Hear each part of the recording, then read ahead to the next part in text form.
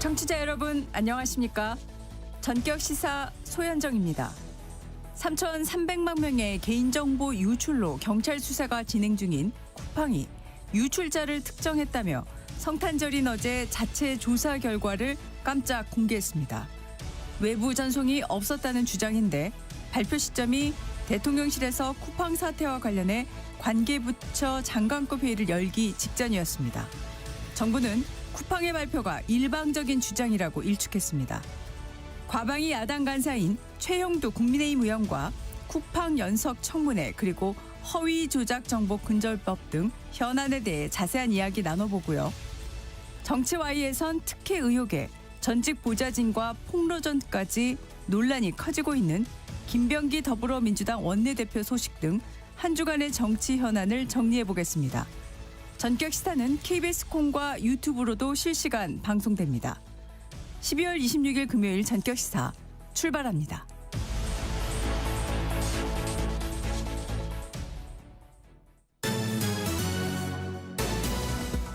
금요일 뉴스 브리핑 시작합니다. KBS 허효진 기자, 안녕하세요. 안녕하세요.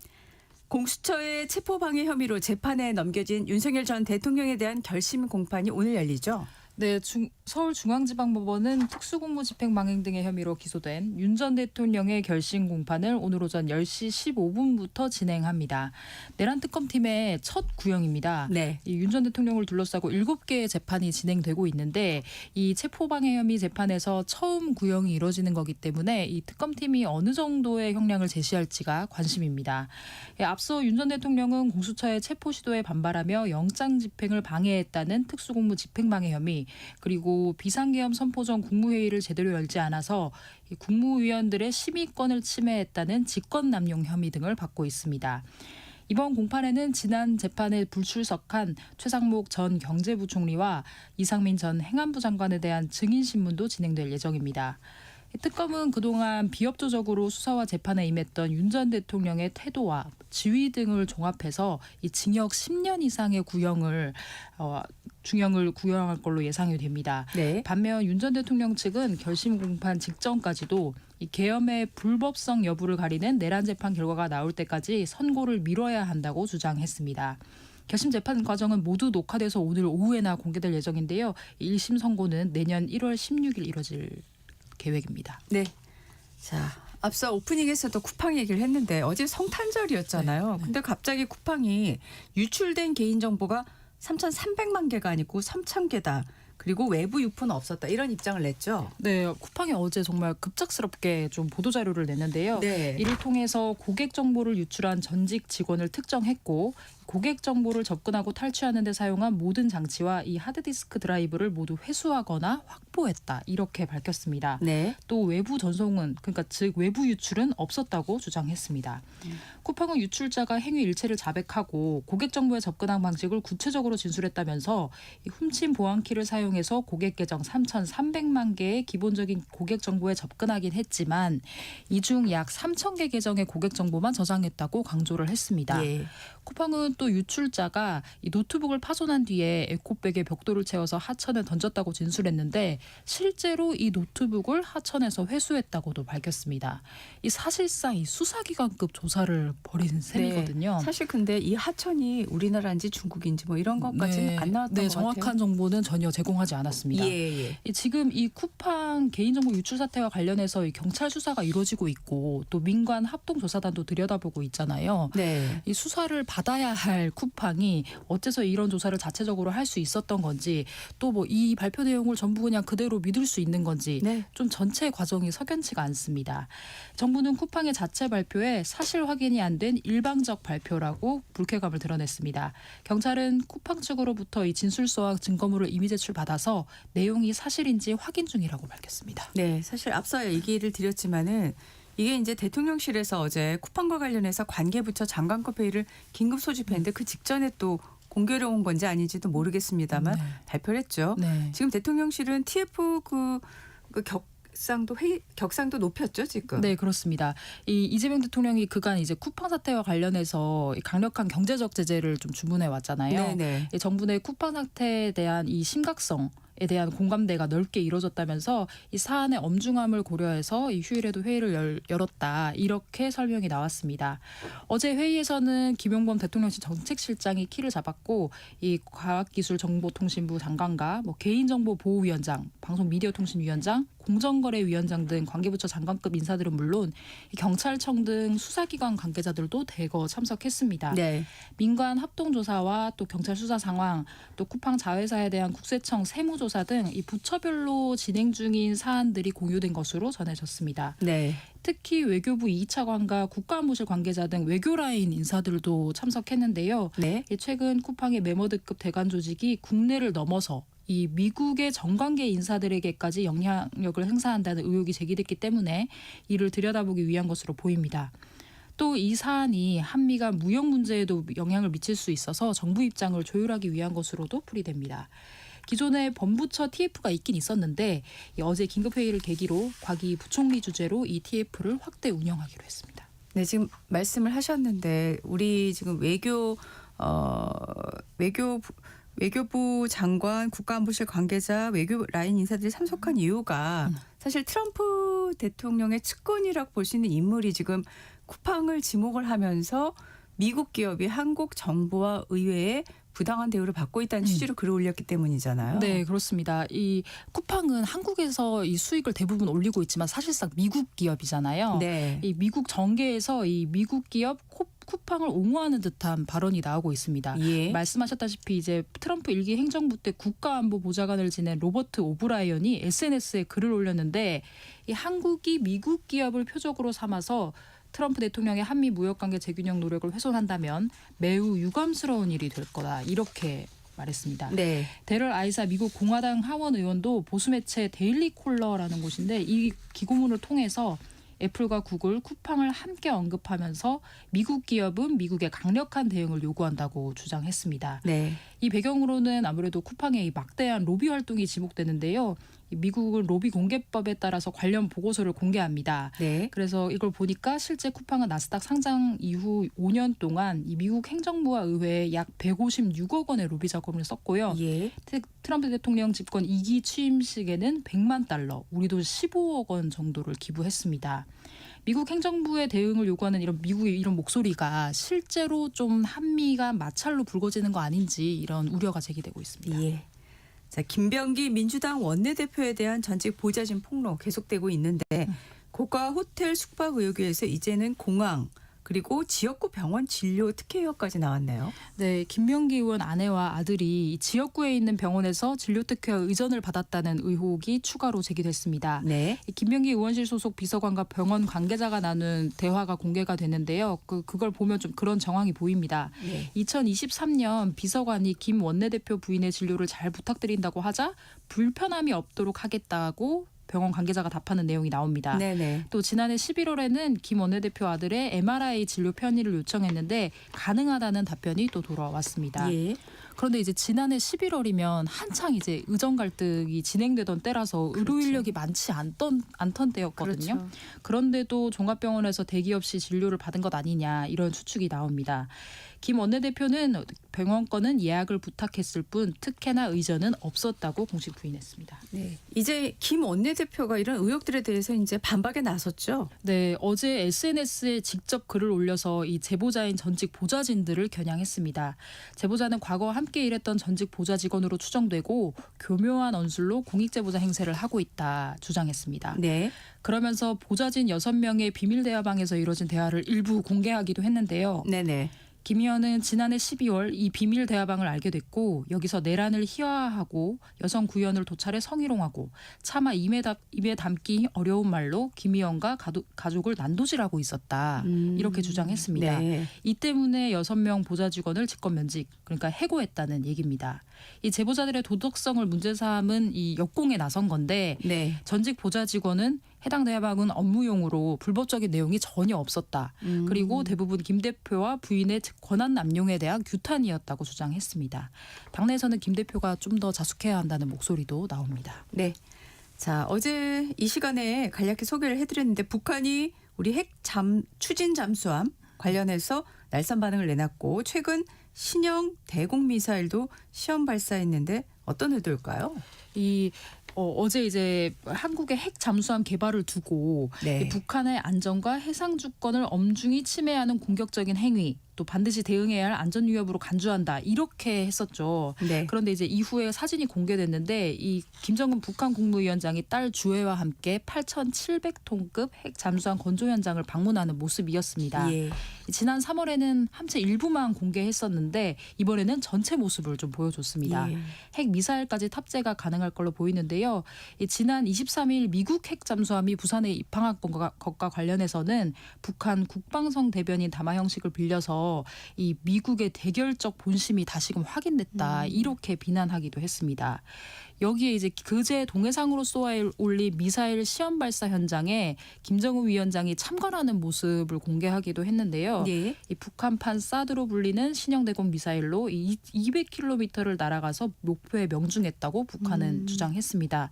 그러니까 성탄절에 맞춰서 지금 북한이 이게 동시다발적으로 공사행보를 보인 건데 네. 내년 초로 예상되는 북미 대화를 염두에 둔 게 아닌가, 이렇게 추측이 됩니다. 예. 그래서 이 한미 간에 협의한 핵 잠수함 건조 같은 거를 이제 얘기를 하면서 이런 걸 중단해야 좀 대화를 할 수 있다, 이런 전제 조건을 제시할 가능성이 제기가 되고요. 네. 또 비핵화 거부 의지를 재확인하면서 또 핵 보유국 지위를 공고히 하려는 게 아니냐, 이런 분석도 나왔습니다. 네. 금요일 뉴스 브리핑 KBS 허여정 기자였습니다. 고맙습니다. 감사합니다. 전격 시사 듣고 계신 지금 시각이 7시 16분입니다. 이어서 교통정보 전해드리겠습니다. 이 시각 교통정보입니다. 매서운 한파가 기승을 부리고 있습니다. 오늘 아침까지 호남 서해안에는 강한 눈이 더 이어지겠는데요. 출근길 미끄럼 사고로 이어지지 않도록 조심히 이동하셔야겠습니다. 오늘 고속도로 소통은 대체로 원활합니다. 영동고속도로 강릉 쪽으로 둔대 분기점 부근 더디 느림 보입니다. 경부고속도로는 서울 방향 양재에서 서초 쪽으로 지체되고 있습니다. 갑자기 추워진 날씨에 오늘 고장난 차도 많이 발생하고 있습니다. 서해안고속도로 서울 쪽으로 일직분기점 부근에서는 고장난 차를 처리하고 있는데요. 출근길 차량과 맞물리면서 일직분기점에서 금천까지 이동이 더 어려워졌습니다. 반대 목포 쪽으로도 금천 부근 잠시 주춤하고 더지나 비봉 부근도 속도 떨어집니다. 수도권 제1순환고속도로 일산에서 판교 방향입니다. 평촌 부근에서는 4차로와 갓길에 걸쳐 고장난 화물차 멈춰 서 있습니다. KBS 교통정보센터에서 박소정입니다.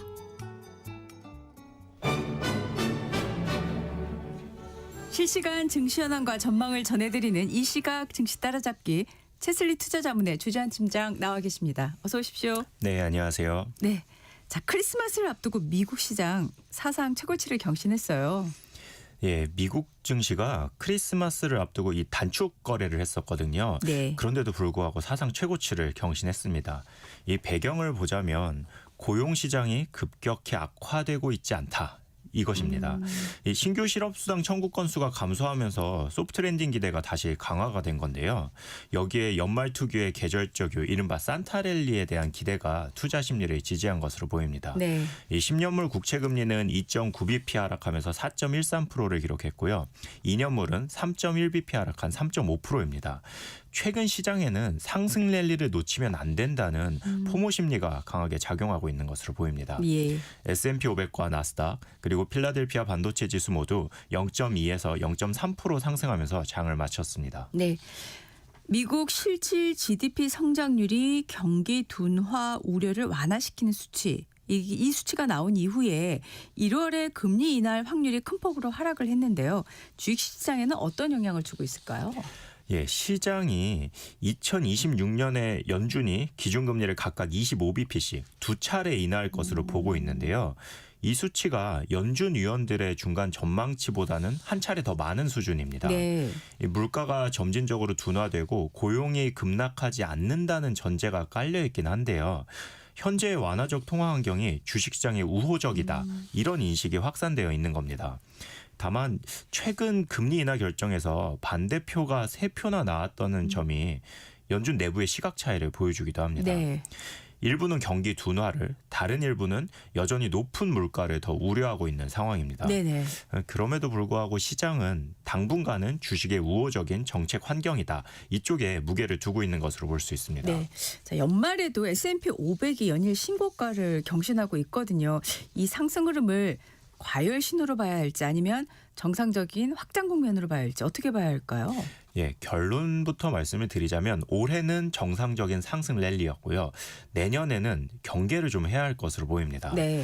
S&P 500이 올해 들어서 17.86% 상승을 했는데요. 3년 연속 두 자릿수 상승률을 보이고 있습니다. 네. 예, 퀀트적으로 볼 때 1980년 이후로 4년 이상 연속으로 두 자릿수 상승률을 보였던 것이 95년부터 99년까지 이때는 5년 연속 두 자릿수 상승을 했었거든요. 네. 그래서 내년에도 두 자릿수 상승을 할까? 이거는 좀 회의적이기는 합니다. 그런데 단기적으로는 여전히 상승 여력이 있다는 평가가 많습니다. 네. 이 변동성을 나타내는 빅스가 연중 최저 수준인 13까지 내려왔고요. 상승 종목 수가 굉장히 많이 늘어나면서 시장의 폭도 개선이 되고 있습니다. 이게 일부 대형주에만 의존한 랠리가 아니라는 신호로 해석이 되거든요. 예. 그렇지만 뭐 아까 말씀드렸던 것처럼 내년에도 올해와 같은 20%대의 상승률을 기대하는 건 좀 경계해야 될 것으로 생각합니다. 네. 지금 내년에 큰 상승을 경계를 해야 된다 이렇게 말씀을 하셨는데 M7 그러니까 미국 증시를 이끌어가고 있는 7개의 그 빅테크 기업하고 기술주에 대한 시장 시각이 어떻게 달라지고 있을까요? 예, 맞습니다. 2023년 이후로 미국 시장의 상승세를 주도했던 주식들이 그 빅세븐인데요. 네네. 그 흐름을 좀 파악해 볼 필요가 있을 것 같습니다. 시장은 종종 이 빅세븐 종목들을 하나의 덩어리로 보는데 최근 실적을 보면 종목별로 엇갈리고 있습니다. 예. 일부 대형 기술주는 오히려 올해 S&P 500보다 수익률이 낮았거든요. 예, 기술주 밸류에이션이 높다는 지적은 여전하지만 모든 AI 그리고 빅테크 주식이 다 과열 상태는 아니라는 분석이 힘을 얻는 이유이기도 합니다. 네. 이런 부분들로 볼 때 향후에 시장 주도주가 더 넓은 섹터로 확산될 가능성이 있습니다. 그러니까 기술주 중심 랠리에서 선별적이고 확산되는 랠리로 넘어가는 초기 단계로 볼 수 있습니다. 네. 시장이 상승 쪽으로 움직일 거란 얘기인데 월가에서는 2026년 증시 전망이 유난히 상승 쪽으로 쏠려 있는 것 같습니다. 이유가 뭘까요? 네, 말씀하신 것처럼 월가의 주요 증권사들의 연말 S&P 500 목표치가 7,000에서 8,100입니다. 네. 이 지수 전망의 격차가 최근 10년 중에 가장 좁은 건데요. 이런 지수 전망치가 나오는 이유가 월가 전략가들 사이에서 시장은 강세다. 이런 공감대가 형성되어 있음을 의미합니다. 네. 그렇지만 어디에서나 그렇듯이 일부 전략가들이 2026년 상반기에 금리가 다시 상승할 경우에는 조정 가능성을 경고하기도 합니다. 네네. 그 근거로는 재정 정책 그리고 통화 정책을 동시에 과도하게 부양시킬 수 있다는 우려가 있다고 합니다. 종합해 보자면 장기 낙관록 속에서도 단기적으로 변동성 리스크는 여전히 존재한다고 이렇게 평가할 수 있습니다. 네. 자, 우리 시장은 크리스마스로 휴장이었는데 시장에 영향을 줄 만한 뉴스들이 많이 있었어요. 우선 SK 하이닉스부터 가볼까요? 예, SK 하이닉스가 내년 시장 점유율 1위 굳히기를 시작했습니다. 예. 내년 중순에 하나 그리고 내년 연말에 하나 총 2개의 클린룸이 완성할 계획이라고 합니다. 네. 하이닉스가 D램 증산의 속도를 내면서 가격과 공급 모두 시장 지배력을 높이려고 하는 모습입니다. 2027년이 되면 12인치 웨이퍼 기준 매월 약 5만 장 정도의 D램 생산이 가능할 것으로 전망하고 있습니다. 예. 현재 삼성전자의 월 D램 생산 규모가 65만 장이고 하이닉스가 50만 장인데요.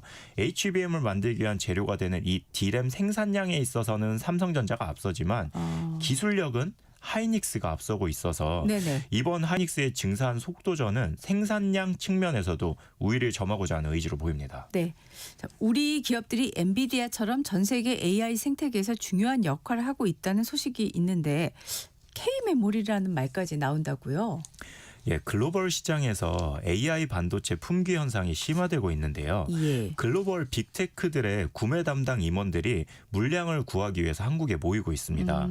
삼성전자 그리고 SK하이닉스와 메모리 공급 계약을 맺기 위해서 이 빅테크의 본사 구매 담당 인원들이 한국 기업들과의 계약에 총력전을 펼치고 있는 겁니다. 예. 현재 삼성전자와 SK하이닉스의 HBM과 D램의 생산량들은 내년 물량까지 전부 계약이 완료된 상황입니다. 예.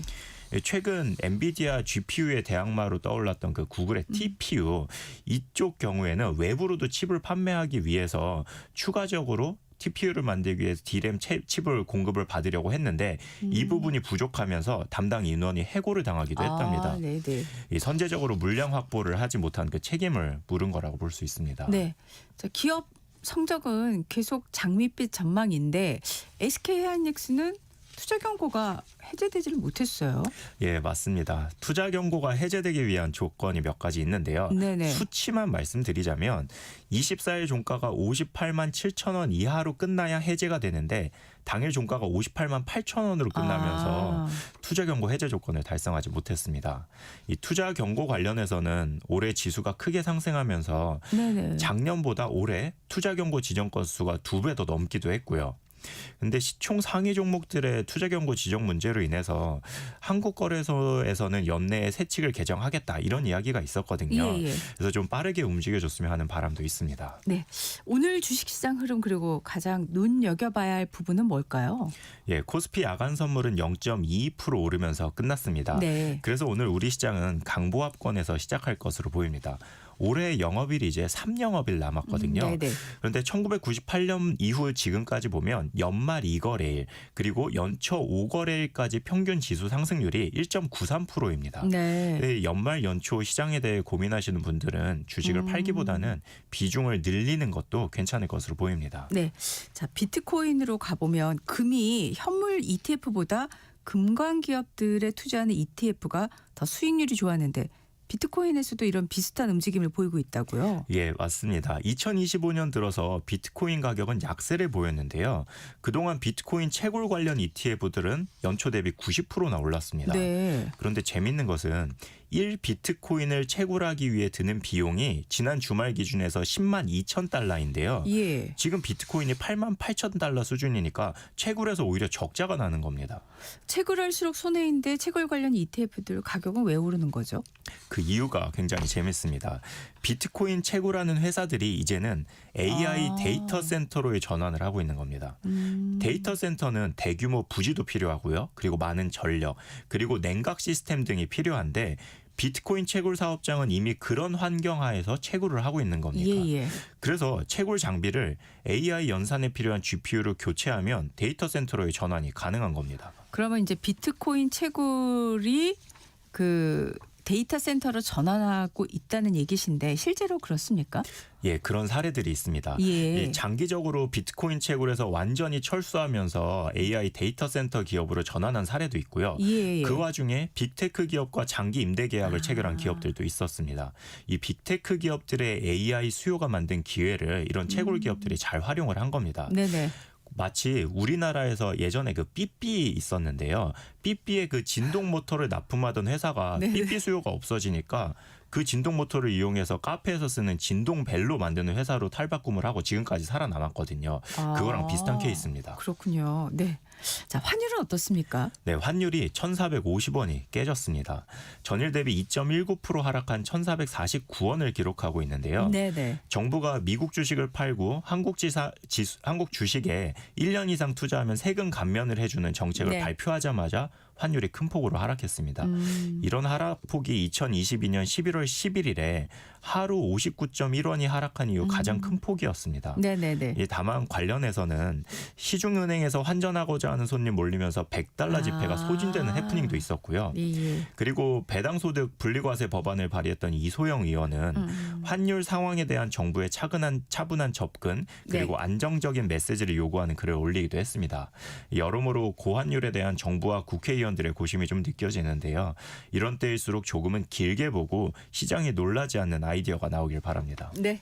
이 시각 증시 따라잡기 치슬리 투자자문의 조자한 팀장이었습니다. 고맙습니다. 예, 감사합니다. 전격시사 듣고 계신 지금 시각은 7시 29분입니다. 이어서 날씨 정보 전해드리겠습니다.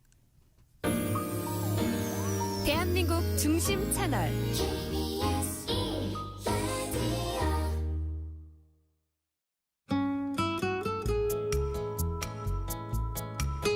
네, 금요일 날씨 정보 전해드리겠습니다. 스튜디오에 나와 있는 이설아 기상캐스터 어서 오십시오. 네, 안녕하세요.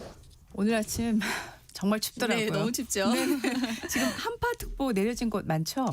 네, 서울을 비롯한 전국 대부분 지역에 한파주의보가 내려졌고 경기와 강원 북부, 충북과 경북 일부 지역에는 이보다 한 단계 높은 한파경보가 내려졌습니다. 네네. 이 한파경보가 발령된 건 올겨울 들어 처음인데요. 네네. 이 한파경보는 아침 최저기온 영하 15도 이하가 이틀 이상 지속되거나 이 급격한 저온 현상으로 광범위한 지역에서 중대한 피해가 예상될 때 발령됩니다. 네네. 여기에 바람이 순간풍속 초속 20m 이상 거세게 몰아쳐 지금 서해안과 남해안, 경상도 동해안과 제주도에는 강풍주의보도 발효 중입니다. 네. 한파경보가 내려진 경기, 강원 북부, 충북, 경부 일부 지역에 계신 주민들께서는 특별히 보온에 네. 신경 쓰셔야겠습니다.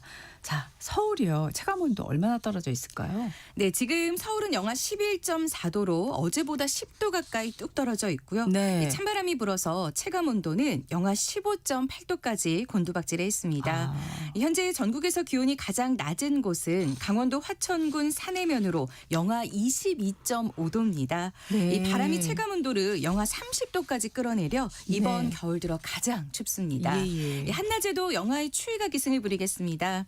오늘 낮 기온은 서울이 영하 4도, 철원이 영하 7, 대전 영하 1, 광주가 영상 1, 대구는 0도로 어제보다 2도에서 6도 정도 낮겠습니다. 네네. 그런데 이번 추위는 오래 가진 않습니다. 이 주말인 내일 낮부터 기온이 영상권을 회복하면서 이 추위의 기세는 한풀 꺾이겠습니다. 다행입니다. 토요일 낮부터는 기온이 영상권을 회복한다는 소식이고요. 네. 자, 강추위 속에서 눈이 오는 곳이 있죠?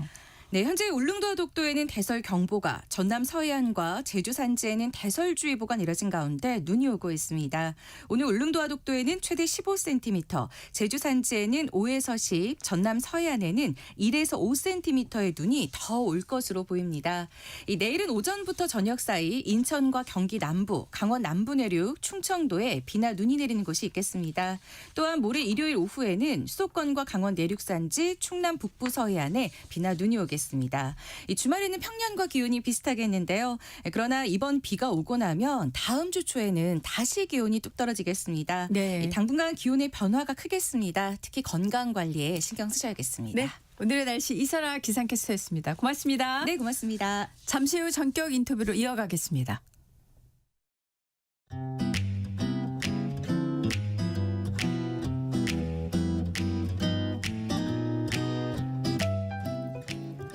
안녕하세요. 바른말 고운말입니다. KBS 1텔레비전에서 방송되고 있는 우리말 겨루기에서 나왔던 문제를 짚어보겠습니다. 오늘은 제시되는 표현에 공통으로 들어갈 서술어를 맞히는 문제입니다.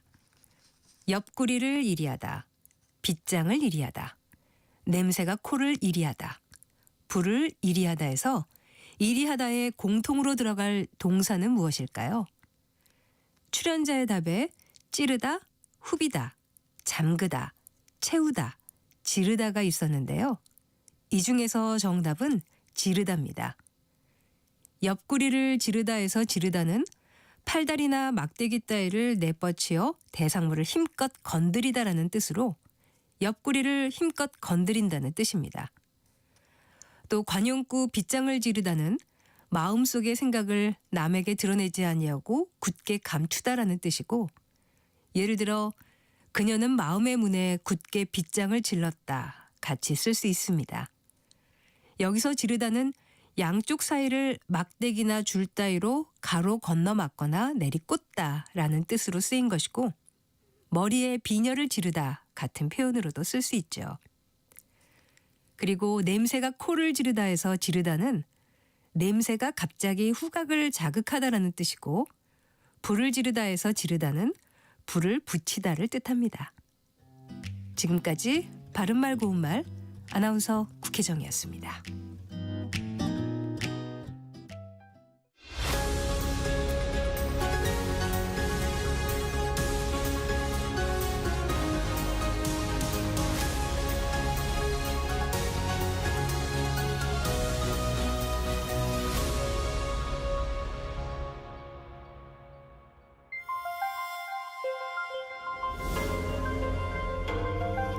KBS 1라디오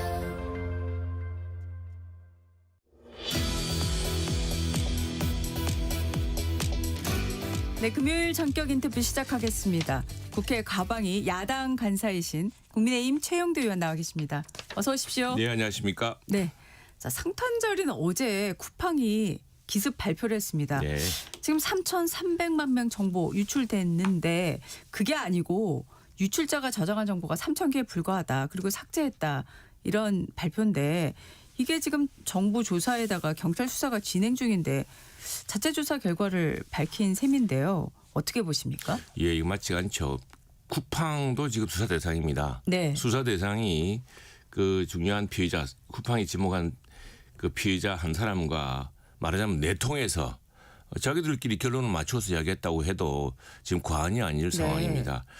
그 당당하다면은 경찰이나 지금 우리 정부 합동조사단에 응해서 네. 설명을 받고 해야죠. 지금 네.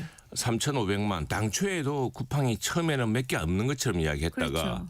또 나중에는 3,500만 명이 실제로 되었다라고 이렇게 유출된 것 같다고 얘기하지 않습니까? 예, 예. 처음엔 또 노출되었다라는 그렇죠. 저 법적 책임이 모호한 그런 말을 썼다가 예. 계속했는데 가장 큰 문제는 쿠팡이 정말 그 우리나라 그동안 규제 잘못된 규제들이 몰아준 대가로 전 국민의 지금 그 정보를 다 가지고 있지 않습니까? 네. 그리고 뭐 심지어 공동현금 번호까지 그리고 가족관계까지 다 알고 있고 그게 일부는 지금 중국에서 유통되고 있다는 지금 뭐 보도도 있고 또 그런 예. 정황도 있는데 그 문제는 뭐냐면은 그렇게 중요한 국민정보 3,500만 가까운 국민정보를 한 곳에 모아 두었더니 그걸 그 외국인 개발자 한 사람이 네. 퇴사한 뒤에도 가져가서 더구나 그러니까요. 중국에서 원격으로 접속해서 또 계속 유출했다라는 이런 이제 정황이 드러났는데 그런 것들 하나하나 이제 정부가 협의해서 밝혀야죠. 밝혀야 될 문제를 기습적으로 발표한 것은 이 사람들이 좀 오산을 하고 있는 것 같아요. 네. 예, 미국 회사이기 때문에 네네네. 뭐 미국에서 하고 할 것이다. 그런데 미국에서도요. 이게 SEC 같은 데 더 큰 규제를 받을 수 있습니다. 네. 미국은 우리보다 더 큰 손배소를 당할 수도 있고요. 예, 예. 지금 가장 큰 피해자가 거의 90몇 % 이상이 한국에서 매출이 일어나고 그렇죠. 있고 이득을 얻고 있는 예. 회사가 이렇게 그냥 한국 그 우리 국민들의 정서를 아니고 실질적인 피해를 제대로 한번 그걸 밝혀내서 그걸 하겠다는 그 최소한의 선의도 보여주지 않고 네네. 이런 식으로 그냥 우회하려고 하는 모양인데 네네. 큰 내 지금 오판과 오산을 저지르고 있다고 생각을 합니다. 그런데 지금 보면은 사실 경찰 수사가 들어갔고 뭐 민간 합동 조사를 그렇습니다. 하고 있다는 보도가 나왔는데 뭐 특별한 결과가 나온 게 없는데. 그래서 저희들이 네. 예, 쿠팡에게도 쿠팡 사태와 관련해서 이제 우리가 청문회도 했고 예, 현안 예. 질의도 하지 않았습니까? 네. 정부에게도 저희들이 아주 계속 독촉을 했습니다. 도대체 지금 국민들 3,500만 정보가 유출됐다고 하는데 그 사안에 대해서 정부가 왜 이렇게 수사 결과라든가 대책 발표가 늦느냐고 네. 아주 그 여야 모두 공이 한 목소리로 질타를 했는데 그것도 답답한 일입니다. 이렇게 큰 사고가 생겼으면 범정부 대책. 근데 우리 정부 대응도 보니까 이게 또 부처별로 칸막이에 있어가지고 그래서 어제 이게 이제 답답한 상황입니다. 관계장관 예. 회의를 하면서 이제 그 수장을 과기 부총리로 네, 올리긴 네. 했더라고요. 네. 속도를 더 내야 하는 상황이 분명한 것 같습니다. 예, 우리 정부 측 대응 태도도 좀 문제고요. 네네. 이거 범부처뿐 아니라 실질적으로 컨트롤 타워 있어가지고 이 문제를 대응했어야 됩니다. 그래서 실제로 이번에 쿠팡 정보가 유출된 과정을 보면은 네. 미국이나 EU 같은 데서는 철저히 차단됐을 사안입니다. 그러니까요. 그런데 이런 민감 정보를 외국인이 이렇게 쉽게 접근해서 빼내갈 수 있는 그 자체를 지금 미국에서는 금지하고 있습니다. 지난 연말에 미국 법무부가 조치를 취하고 있고 유럽 같은 경우에도 제3국에서 네. EU 내에 이런 정보를 원격으로 접속해서 못 빼나가도록 이렇게 돼 있습니다. 그렇습니까? 네, 예. 이런 기본적인 범정부적인 차원의 대책이라든가 국가가 뭡니까? 국가가 분명한 울타리를 쳐서 국민들을 안전하게 보호하는 것인데 네네. 지금 국민의 민감 정보가 이렇게 전부 노출되고 이것이 나중에 어떤 식으로 피해를 일으킬지 알 수 없는 상황인데 예. 정말 국가가 무엇을 했느냐 이 문제도 좀 따져봐야 될 문제입니다. 예. 관련해서요. 지금 이제 국회 차원의 그 청문회가 있고 현안질을 했지만 사실 보는 분들이 되게 답답해했어요. 그렇습니다. 이건 무슨 영어 통역하는 것도 아니고 맞습니다. 예. 하는 얘기까지 나왔는데 지금 30일부터 이틀간 쿠팡을 대상으로 한 연석 청문회 일정이 일단 잡혀 있지 않습니까? 근데 지금 24일에 민주당을 비롯해서 5개 정당이 국민의힘에게 쿠팡 연석 청문회에 협조해달라 이런 성명을 냈어요. 이 성명회를 왜 냈는지도 좀 궁금하고 왜 연석 청문회에 참석을 하지 않으시는 건지 또 궁금한데요. 어떻습니까? 자, 이게 지금 점점 드러나고 있듯이 이게 우리 과학기술정보방송통신의 소관만은 아닙니다. 이 사실은 과징금이라든가 나중에 공정거래위원회 조사라든가 개인정보보호위원회 또 정부 합동조사라든가 이걸 보면은 이게 지금 크게 보자면 정무위원 소관도 있고요. 그렇죠. 또 뭐 한 5개 상임위가 지금 돼 있습니다. 상임위 돼 있으면 이게 원래는 국정조사 특위를 준비해서 그럼 국정조사 특위위원장을 구성해야 되는데 이 과방위 주도로 뭐 과방위 현재 과방위원장이 이렇게 나서 하겠다는 모양새가 되니까 그리고 그 균형도 맞지도 않고 또 이게 지금 즉 국회가 의석수에 따라서 상임위가 여야 상임위원장이 고르게 좀 나눠져 있거든요. 그렇죠.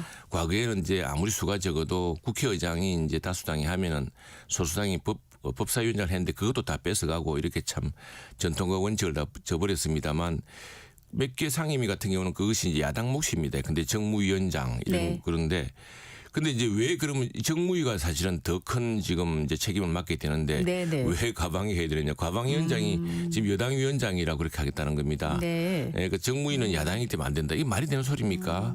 이런 조사에는 범정부가 다 있어야 돼요. 그래서 지금 여야 원내 지도부가 규모를 20명을 할 것이냐 또 24명을 할 것이냐 그럴 경우에 연석 청문회 위원장 또는 국정조사 특위의 위원장은 누구로 할 것인가?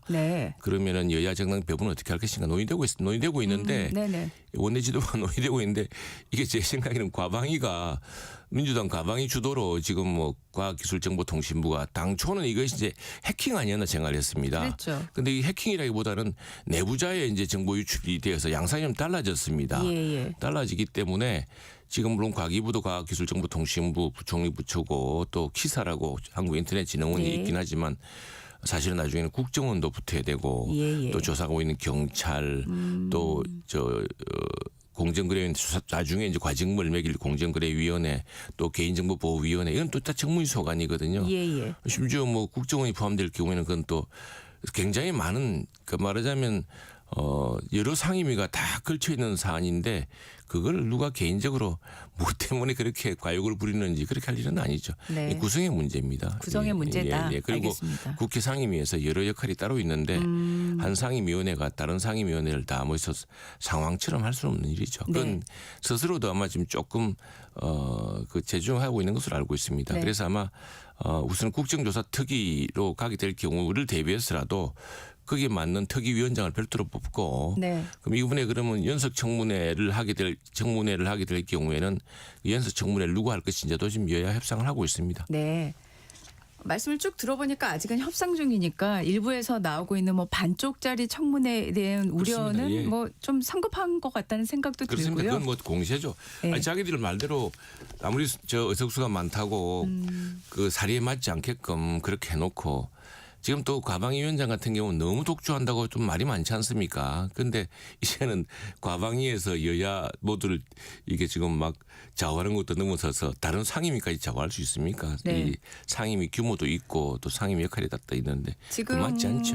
한 26일이니까 30일로 예정이 돼 있으니까 한 4일 동안 계속 협상을 하시겠지만 만약에 국정조사 특위 쪽으로 안 가고 청문회로 가게 된다면 청문회 자체에는 참석을 하실 건가요? 어떻습니까? 그것도 구성 문제죠. 그렇게 구성 지금 문제입니까? 맞지 않는 구성을 해놓고 이렇게 지금 숫자도 아마 거기는 또 숫자 구성도 달라요. 그건 또 그 연석 청문회 위원장은 과방위원장으로 정해놓고 지금 하는 거 아닙니까? 그것도 협상 대상인데 그리고 그게 30일, 31일이 아니라 지금 당장 정부가 지금 빨리 조사 결과를 중간 결과라도 발표를 보고를 하고 쿠팡에 대해서 이 문제에 대해서 어떻게 대응할 것인지 밝혀야 될 사안이 생각합니다. 오히려 더 그 회의 일자 같은 게 빨리 생각하고요. 그것은 오히려 이걸 총괄하는 상임위원회에서 긴급 현안 질의 같은 것으로 더 빨리 될 수 있다고 생각을 합니다.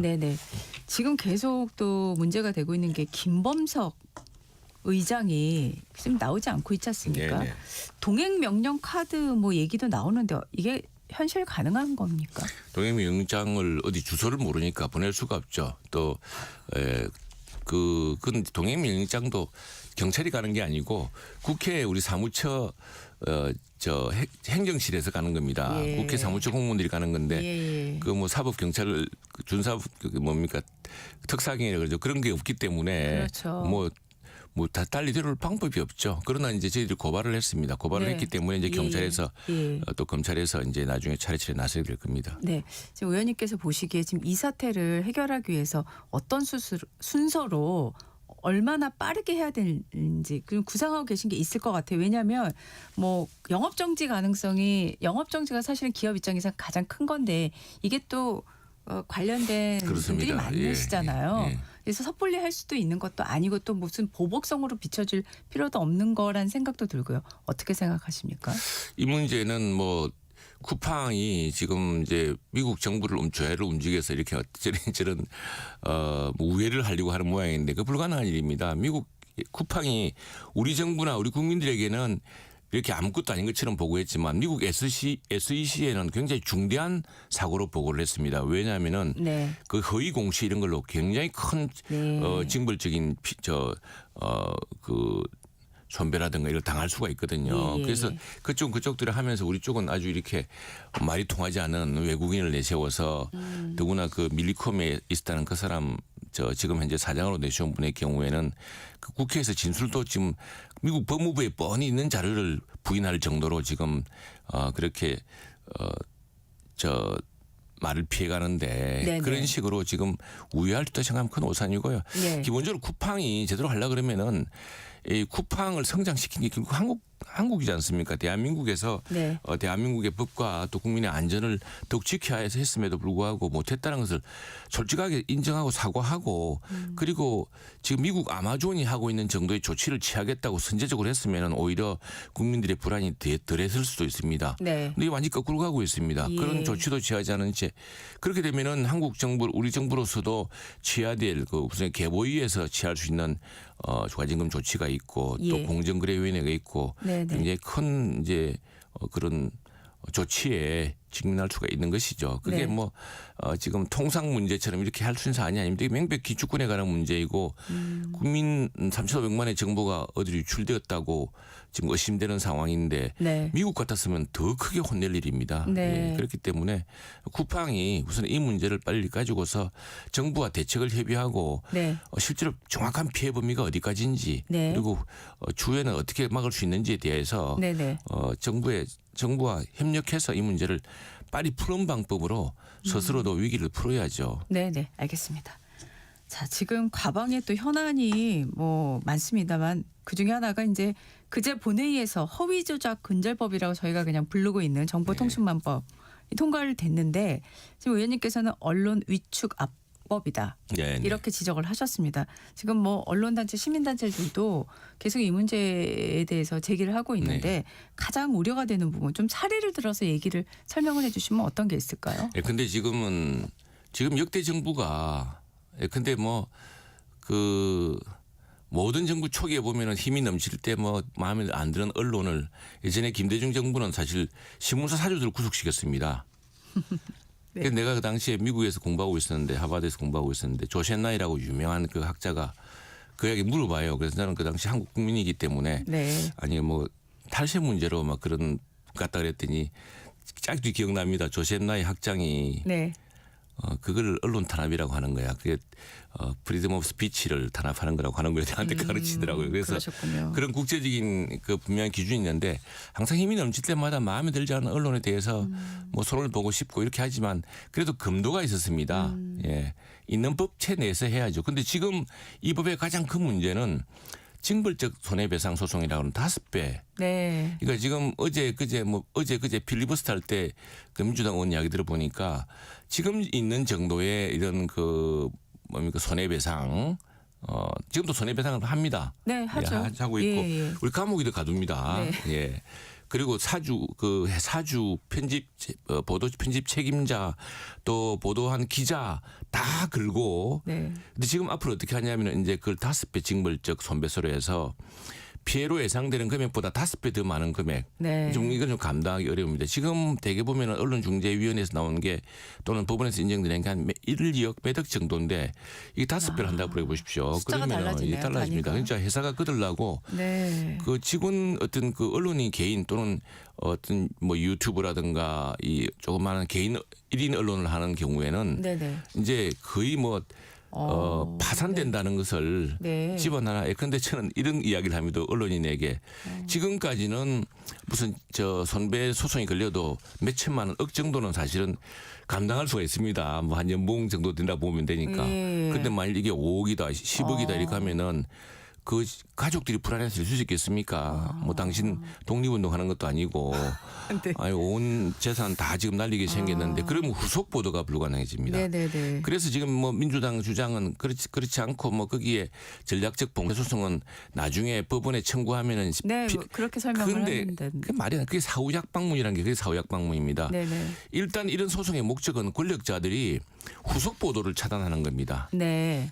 단지 정정 보도일 뿐 아니라 보통 큰 사건, 특히 권력자라든가 또는 뭐 기업도 권력이지 않습니까? 대기업의 뭐 이 회장, 지금 뭐 김범석 의장 같은 경우도 아예 뭐 우리 딸에 오지도 않고 있습니다만 네. 이런 사람들은 여러 가지 힘이 있기 때문에 다양한 방식으로 언론사와 또 그걸 보도한 언론인을 괴롭힙니다. 또 시민을 괴롭히겠죠. 네네. 거기에 재산행위라고 하는 어마무시한 거의 남의 재산, 남의 회사, 한 언론사 회사나 그걸 파산시킬 수 있다는 위협. 그것만큼 큰 위협이 없죠. 자본주의 사회에서. 네네네. 그게 가장 큰 문제입니다. 그런데 그걸 본질적으로 고치지 않고 그걸 두고 있고 제가 이 문제는 똑같이 또 언론중재법 때 네. 5년 전에 제가 마침 그때는 문체위여서 4년 전에 그것도 직접 또 맞섰는데 그때도 저 가짜뉴스 방지법 이랬습니다. 네. 듣기는 그럴듯하죠. 처음에 여론조사하면 90% 찬성합니다. 네. 가짜 뉴스라고 하니까요. 예, 그래 내가 그 당시에 이제 민주당 당 대표가 그렇게 하길 제가 그걸 방문했습니다. 설문조사에서 민주당이 추진하는 가짜뉴스 방지법이라고 하면은 그건 40% 이하로 떨어집니다. 그러니까 지금 허위 조작 뉴스 일으키니까 사람들이 허위 조작 뉴스야 당연히 처벌해야지. 그러니까 항진 명제를 가지고 물으면은 높을 수밖에 없죠. 네. 그런데 그것이 아니라 진짜 뉴스 재갈법이다. 또 칠링 이펙트라고 위축 효과라고 하는 것은 바로 그런 어마무시한 재산형으로 당신을 파탄내겠다. 당신 집안을 파탄내겠다. 당신 언론사를 아주 정말 그야말로 작살내겠다라고 협박 들어오는 것 자체가 그 자체가 칠링 이펙트. 지금 날씨 춥습니다만 어마어마한 위축 효과를 가져올 것이다. 칠링 이펙트라는 말이 우리가 지어낸 말이 아니고요. 그게 이제 전문가들이 하는 이야기입니다. 네. 예. 그 지금 민주당에서는 이렇게들 또 설명을 하시더라고요. 일반 형법에 있는 그러니까 지금 법 중에서 일반 형법을 고친 다음에 뭐 예를 들면은 그 사실적시한 명예훼손은 네. 뭐 또 수정을 하겠다 이런 네. 얘기를 하고 있는데 결과적으로 지금 가장 이 대목에서 그렇죠. 중요한 거는 대통령이 제2요구권 행사하면 되는 맞습니다. 거잖아요. 저는 저도 이제 우리 원내 대책위 같은 게 열리면은 대통령에게 대통령이 바로 잡아야 된다 이거는 네. 지금 뭐 더불어민주당 정청래 더불어민주당이 힘이 넘쳐서 네. 모두 생각하는 대로 마구 내지르는데 이 대통령은 이것이 미칠 국격 손실. 이 외국에서는 어떻게 보냐면요. 이것을 어떤 민주주의의 인계철선 같은 것으로 봅니다. 위험신호로 봅니다. 네. 그것 때문에 4년 전에서 유엔 인권 보호관이 대한민국 국회에 당시에는 표기를 중지해달라고 서한을 보냈습니다. 아, 그런 일도 있었군요. 있었습니다. 그래서 네. 당시에 그 유엔 연설을 앞두고 있던 문재인 청와대에서 급히 정무수석이 국회로 와서 저 당시도 여당이죠. 여당 원내대표한테 그 중단해달라 가지고 이제 중단된 겁니다. 네, 네. 지금은 연말이 되어서 더구나 워낙 정광석화처럼 12월 들어 해치우니까 전혀 이게 안 되는데 그게 국제사회에서 굉장히 위험한 신호로 보고요. 또 하나 동시에 2개가 진행되고 있거든요. 예, 의원님. 사법화학 문제하고. 저희가 오늘 좀 여러 가지 그 방송 스케줄 일정상 오늘 말씀은 여기까지 예. 드려야 될 것 같습니다. 그래서 굉장히 위험한 신호입니다. 대통령이 알겠습니다. 좀 제2요구권 행사해야 된다고 생각합니다. 네, 국민의힘 최영두 의원이었습니다. 감사합니다. 네, 감사합니다. 추운 겨울입니다. 난방비 걱정으로 보일러 켜기가 부담스러우시죠? 사회적 배려 대상자에 대한 도시가스 요금 경감제도와 함께 따뜻한 겨울나기 어떠세요? 이 제도는 기초생활수급자, 차상위 계층, 중증 장애인, 다자녀 가구 등 사회적 배려 대상자가 주택용으로 사용한 도시가스 요금을 경감해드리는 생활안정 지원제도로 지원 금액은 대상에 따라 차등 지급됩니다. 따뜻한 올 겨울나기를 위해 지금 가까운 행정복지센터 또는 관할 도시가스사로 신청하세요. 이 캠페인은 산업통상부와 한국가스공사, 한국도시가스협회가 함께합니다. 엄마, 물이 안 나오는데? 요즘 비가 안 와서 그래. 아휴, 큰일이다. 뉴스 속 남의 이야기 같던 물 부족이 이제는 우리 집까지 영향을 줍니다. 물 부족 어떻게 해결하면 좋을까요? 바로 물 재이용입니다. 빗물은 모으고 우리가 사용한 물은 깨끗하게 정화해서 공업용수와 청소용수 등으로 다시 사용하는 것입니다. 물을 소중한 자원으로 다시 이용한다면 물 부족을 해결할 수 있습니다. 우리 주변에 늘 있지만 어떻게 관리하느냐에 따라 달라지는 소중한 물. 물 재이용에 대한 우리의 관심이 미래의 자원을 만듭니다. 이 캠페인은 기후에너지환경부와 한국환경공단이 함께합니다. 저출생과 경제 위축으로 작아지는 지역들, 숨막힐 만큼 밀려드는 수도권. 대한민국은 지금 국토 공간의 대전환이 필요합니다. 17개 시도를 수도권, 충청권, 광주, 전남, 대구, 경북, 부울경 5개 초광역권과 강원, 전북, 제주의 3개 특별자치도로 묶어 권역별 메가시티로 재편하는 5국 3특 국가균형 성장 전략. 지역에 산업이 자리 잡고 기업이 찾아오며 청년이 떠나지 않아도 되는 생활 공간이 만들어질 때 대한민국은 균형 성장으로 나아갈 수 있습니다. 5국 3특 국가균형 성장 전략. 지역의 성장이 곧 대한민국의 성장입니다. 대통령 직속 지방시대위원회.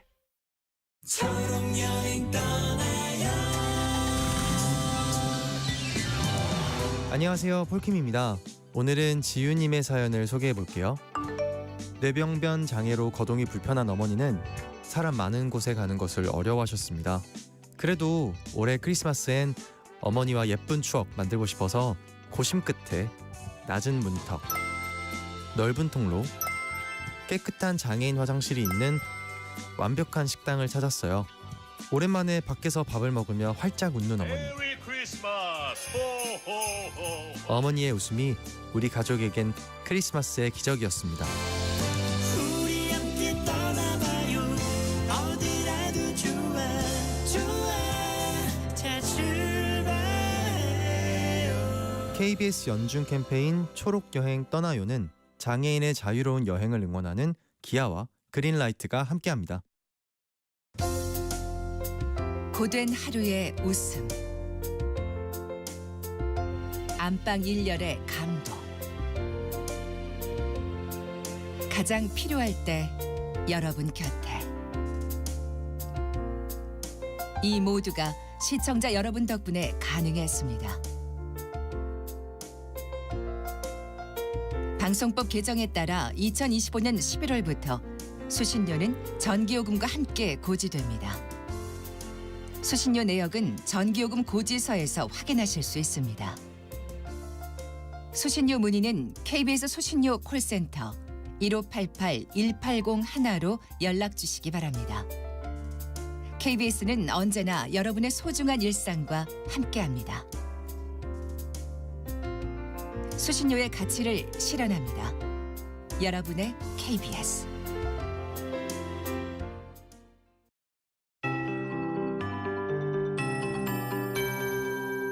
KBS 58분 날씨.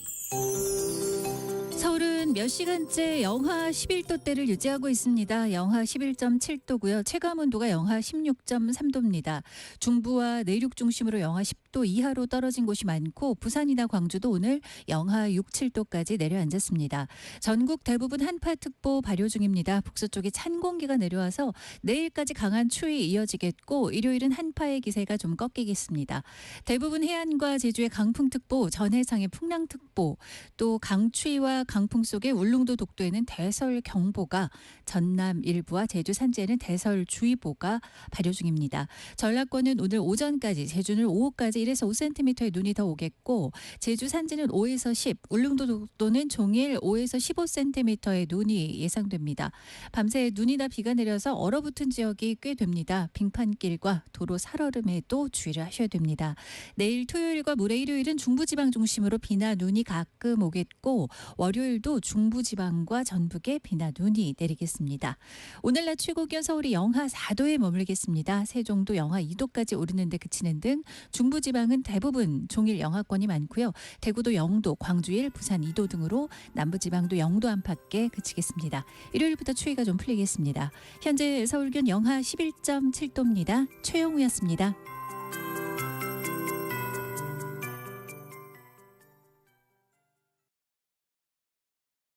정성을 다하는 국민의 방송 KBS가 8시를 알려드립니다. AM 711kHz, FM 97.3MHz, KBS 1라디오입니다. HLKA.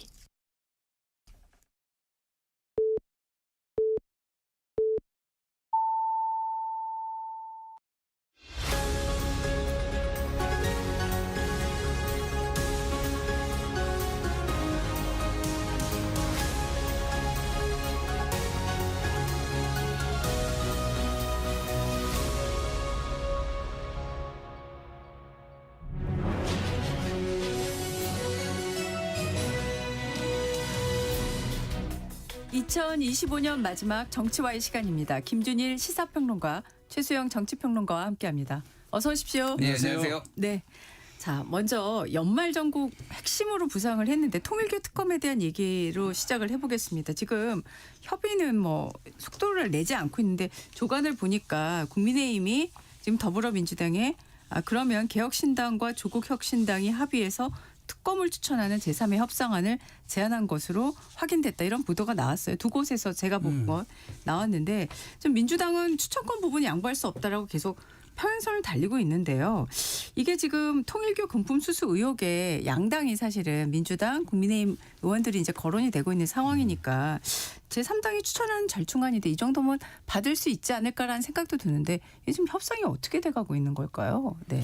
일단 민주당 입장에서는 좀 이 사안에 대해서 주도권을 놓고 싶지는 않다라는 게 좀 속내인 것 같아요. 네. 무슨 얘기냐면은 예. 협상 과정에서 지금 양보할 수 없는 게 하나는 법원이 추천하는 거. 네. 예, 이거는 지금 법원하고 대립각도 세우고 있고 뭐 사법 그러니까 법원 행정처에 대한 개혁 얘기도 하고 있고 뭐 이런 상황에서 법원 행정처나 뭐 대법원이 하는 거 네. 이런 것에 대해서 상당히 거부감을 느끼고 있는 게 있고 네네. 저는 그거는 어느 정도는 합의가 가능할 거라고 봐요. 그러니까 네.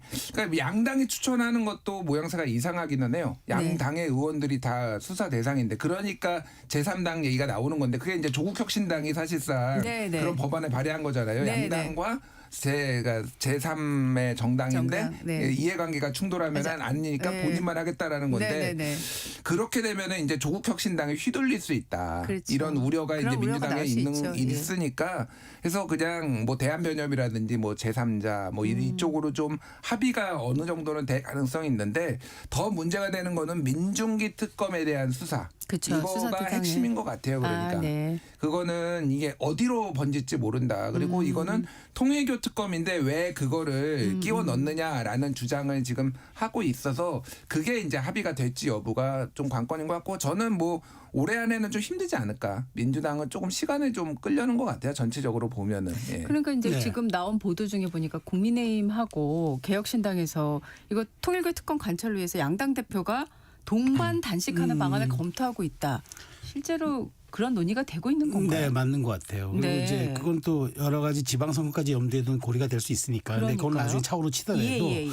근데 이제 여기서 민주당이 자꾸 개혁신당이 여기 동참한 게 좀 뼈 아픈 게 뭐냐면은 국민의힘이 무슨 단독으로 무슨 주장을 하면은 저 내란 정당이라고 자꾸 덮어씌우기 좋았는데 개혁신당까지 들어와서 연대를 해버리니까 이게 그 프레임이 작동이 안 돼요. 그러니까 네네. 개혁신당 보고 내란 정당이라 할 수 없잖아요. 근데 그리고 또 하나 이게 갖고 있는 동력이 뭐냐면 예. 보수 야권의 단일 대우가 되는 거예요. 그러니까 정치적 상징이 크니까 그래서 그 두 당이 지난 일요일인가 합의를 덜컥하고 고위당정 열리니까 바로 그 다음날 받겠다고 얘기했잖아요. 민주당도 이게 네네네. 뼈 아팠던 거예요. 그러니까 이 지점이 뼈 아픈데 그럼 국민의힘이 하나 더 나갔죠. 자, 조국혁신당이 특검 추천해도 돼. 네네. 그러니까 민주당 입장에서는 사실 어찌 보면 자기들이 빠져나갈 수 있는 선택지들을 미리 다 원천 봉쇄를 해버린 거죠.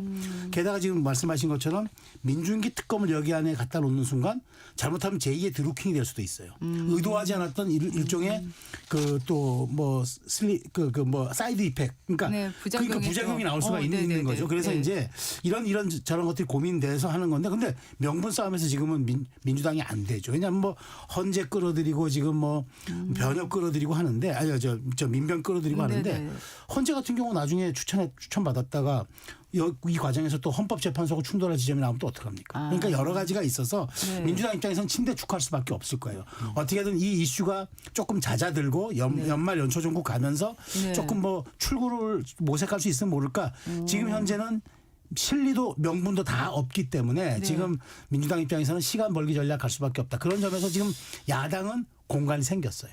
근데 이제 시간 벌기가 마냥 될 수가 없는 게 실제로 지금 야권에 연루된 민주당 의사들 공소시효가 연말이면 끝날 수도 있다라는 얘기를 계속하고 있잖아요. 그러니까 마냥 시간을 끌었다가는 결국은 이 삿바 싸움이 아니라 결국은 어느 정당 지금 상황에서는 뭐 어느 정당한테 더 부담을 갈지는 사실 알 수는 없지만 그런 얘기가 나올 수밖에 없고 또 지금 보도가 보면 이 통일교가 정치권이 아니라 검찰에도 로비를 했다는 보도가 또 나왔잖아요. 예, 뭐 원했던 검사 한 명이 동부지검으로 배치됐다. 그리고 뭐 19일 날 한 총재 재판에 증인으로 한 전 통일교 직원이 2017년에 검찰 로비 자금으로 현금이 나왔다는 증언도 했다. 이런 보도가 나왔단 말이죠. 그럼 이게 되게 그 불씨가 엄청 커질 수도 있는 사안인데 언제까지 이 협상을 이렇게 침대 축고 말씀하셨고 하지만 계속 미룰 수는 없지 않겠습니까?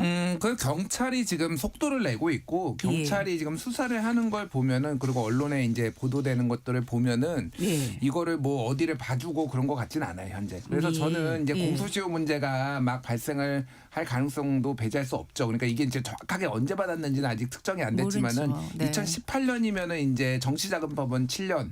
예, 뭐 금액으로도 뭐 3천만 원 이하가 될 경우에 특히 이제 뇌물죄로 또 적용하기 어려운 부분 뭐 등등등이 있어서 경찰이 기소할 수도 있어요. 제가 보기엔. 경찰이 기소하고 기소한 상태에서 이게 이제 특검 협상이 장기화되면은 경찰이 기소한 거를 특검이 받을 가능성도 배제할 수 없다. 뭐 그거는 좀 지켜봐야 될 것 같고.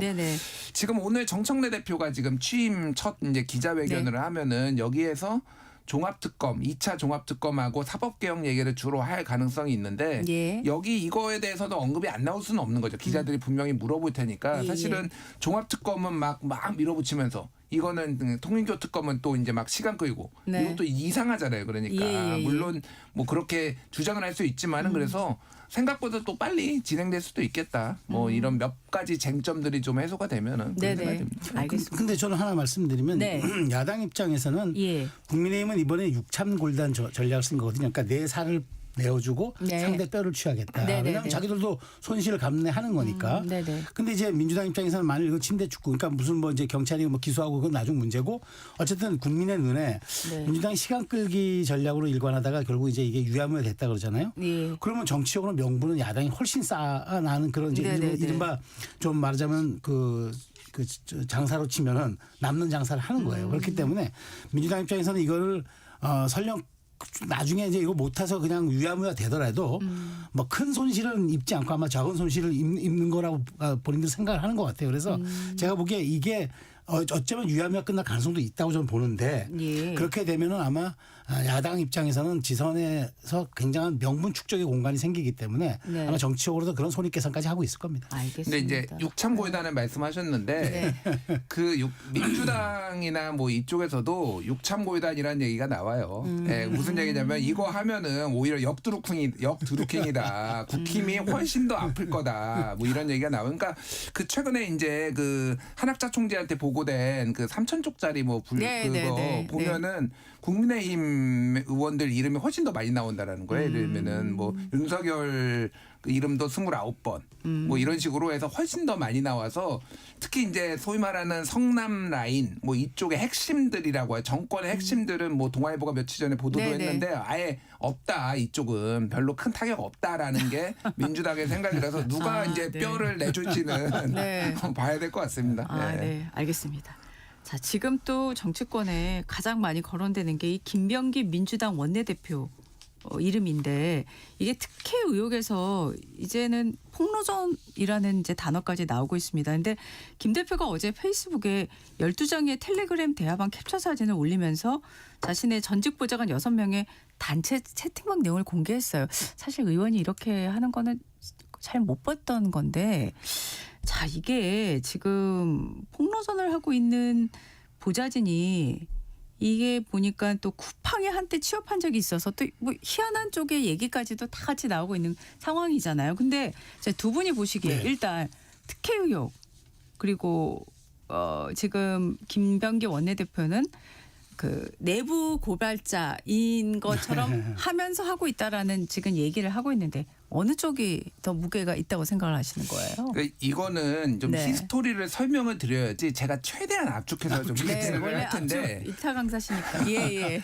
네. 이게 이제 처음에 이제 불거진 거가 큰아들, 그러니까 김병기 의원의 큰아들의 국정원 특혜 채용 의혹이 있었어요. 있었죠. 2014년에 지원했는데 신원조사에서 탈락을 했고, 그래서 김병기 의원이 이거를 이제 문제 제기를 했고, 근데 그때 당시에 이제 국회 정보위 야당 간사였거든요. 원래 국정원 출신이고 하다 보니까 네. 그 다음에 이제 국정원이 재검토를 한 다음에 이제 채용을 해요.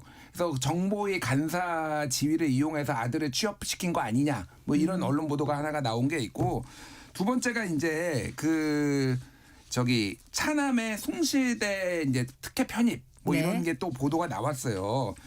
계약학과의 편입 과정에서 이제 보좌진이 구 의원을 동원했다. 그리고 기업의 도움을 받았다. 뭐 이런 것도 있었고, 또 둘째 아들이 가상자산 거래소 빗썸에 지난 1월에 취업을 했는데 빗썸 대표랑 김병기 원내대표가 만난 거 아니냐는 의혹이 또 이제 됐습니다. 네. 그 다음에 이제 말씀하신 쿠팡 그 박대준 사장 지금은 이제 사퇴한 예. 그 경영진하고 지난 9월 5일에 그 서울에 있는 5성급 호텔에서 양식당에서 만났는데 이게 그때 무슨 일이 있었냐면은 그러니까 뉴스타파가 좀 자세히 보도를 했어요. 무슨 일이 있었냐면은 김병기 원내대표가 문제 제기를 했다라는 거예요. 뭐냐면은 본인이 데리고 같이 있다가 이제 해고한 직원들 중에 일부가 쿠팡에 임원으로 갔는데 자기의 이름을 팔고 다닌다라는 거를 문제 제기를 했고, 뉴스타파 보도에 따르면 지금 문제가 된 그 텔레그램 단톡방 사진을 이렇게 보여주면서 얘들 문제 있는 애들이라. 물론 김병기 원내대표는 자르라는 압박을 하지 않았다라고 주장을 하고 있는데, 공교롭게도 2명이 이제 거기에 취업을 하거나 취업할 예정이었는데, 한 명은 중국으로 갑자기 한 달 뒤에 발령이 나서 그만두고, 한 명은 또 그만두게 되고 뭐 이런 상황이에요. 네. 근데 이때부터 본격적으로 이제 폭로전이 시작됐다라고 보입니다. 그 다음에 나온 게 뭐 그 호텔 숙박권 대한항공으로부터 로얄 스위트 뭐 이거를 170만 원짜리라고 처음에 보도가 나왔는데, 김병기 원내대표가 나는 이거 30만 원짜리였다 뭐 이렇게 해명을 했는데 그거 나오고, 그 다음에 보라매 병원 진료 특혜 나오고 지금 뭐 계속 나오고 있는 거예요. 예, 이런 거예요. 네. 자, 그래서 그때 당시에 그 김병기 원내대표가 뭐냐면은 이 보좌진들 6명이 해고가 됐는데, 해임이 됐는데, 그 중에 3명은 최소 3명은 이제 다 그 변호사들이에요. 그리고 이 사람들이 다 대한변협에 지금 임원으로 지금 있거나 그렇게 하고 있거든요. 네네. 그래서 이 사람들이 김병기 원내대표한테 내용 증명을 받았어요, 과거에.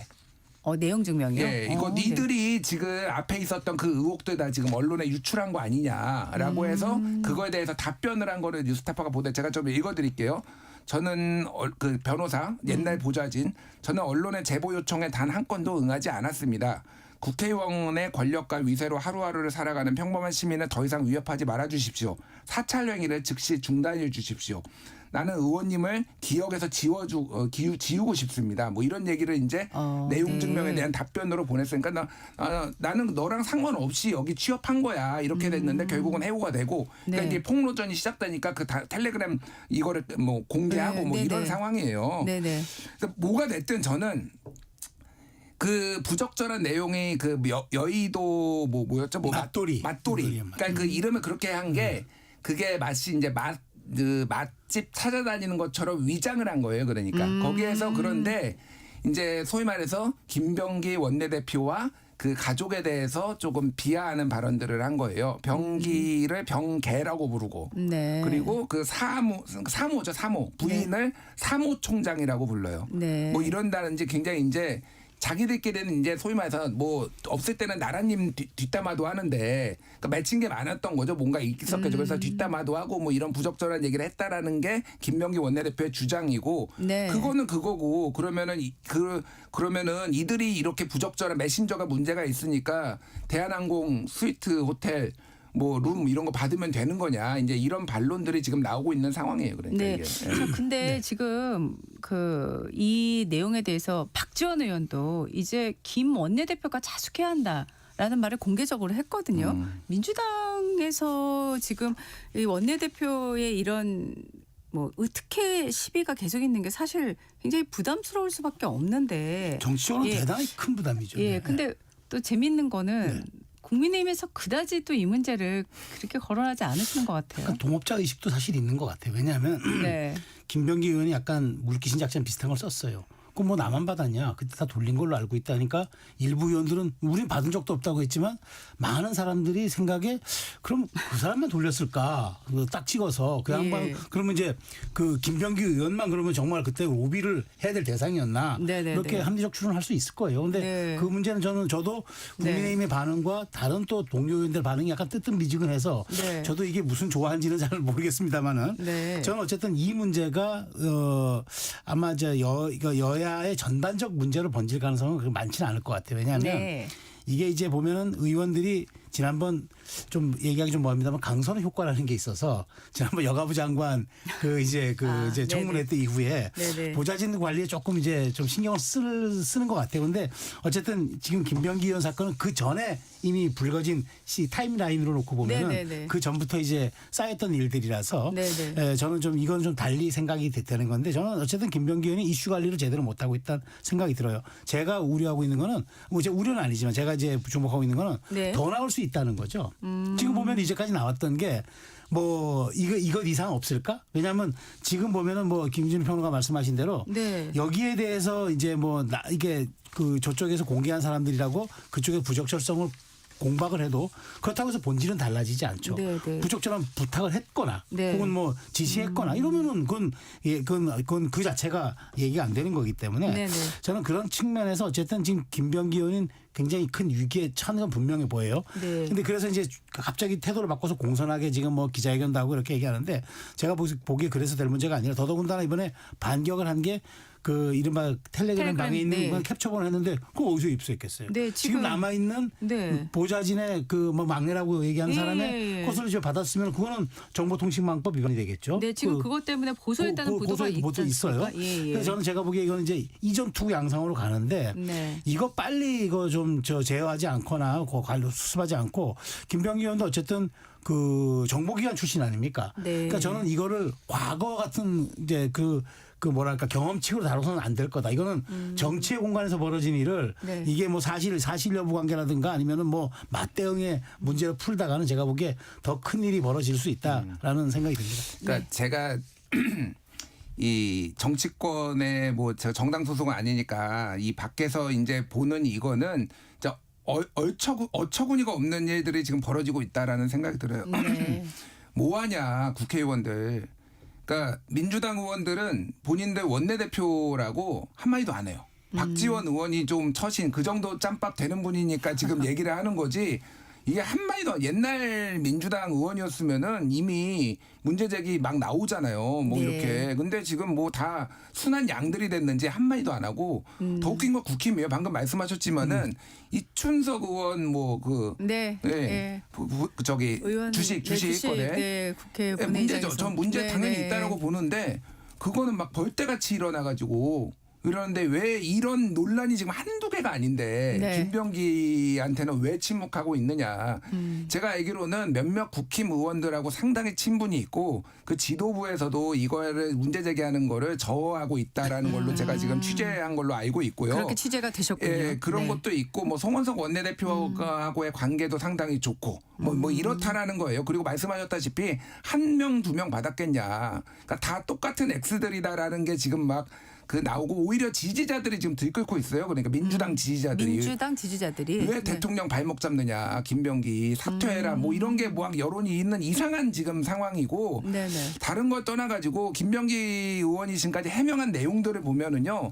이거 다 보좌진들이 나는 몰랐는데 알아서 뭐 해줬다. 이렇게 사이가 안 좋은데 보좌진들이 알아서 했겠습니까? 다 시켜서 했겠지. 그게 말이 되는 건가요? 그러니까 이게 예전에 갑질 의혹 강선우 의원 얘기가 나왔을 때 네. 민주당이 한두 명이 아니다. 이런 사람. 근데 대표적으로 이름이 언급됐을 때 그때 보좌진들한테 언급된 게 김병기였어요. 그때. 아 그때도 예, 언론이 예. 됐습니까? 김병기 의원이 제일 문제될 가능성이 높다. 몇몇 의원들 이름이 나왔는데 이게 지금 다 문제가 됐잖아요. 그러니까 엄청나게 갑질을 했고 특히 그 배우자 그 사모라고 불리우는 거의 별명이 동작구 김건희라는 별명이 있을 정도예요. 민주당 보좌진들한테는.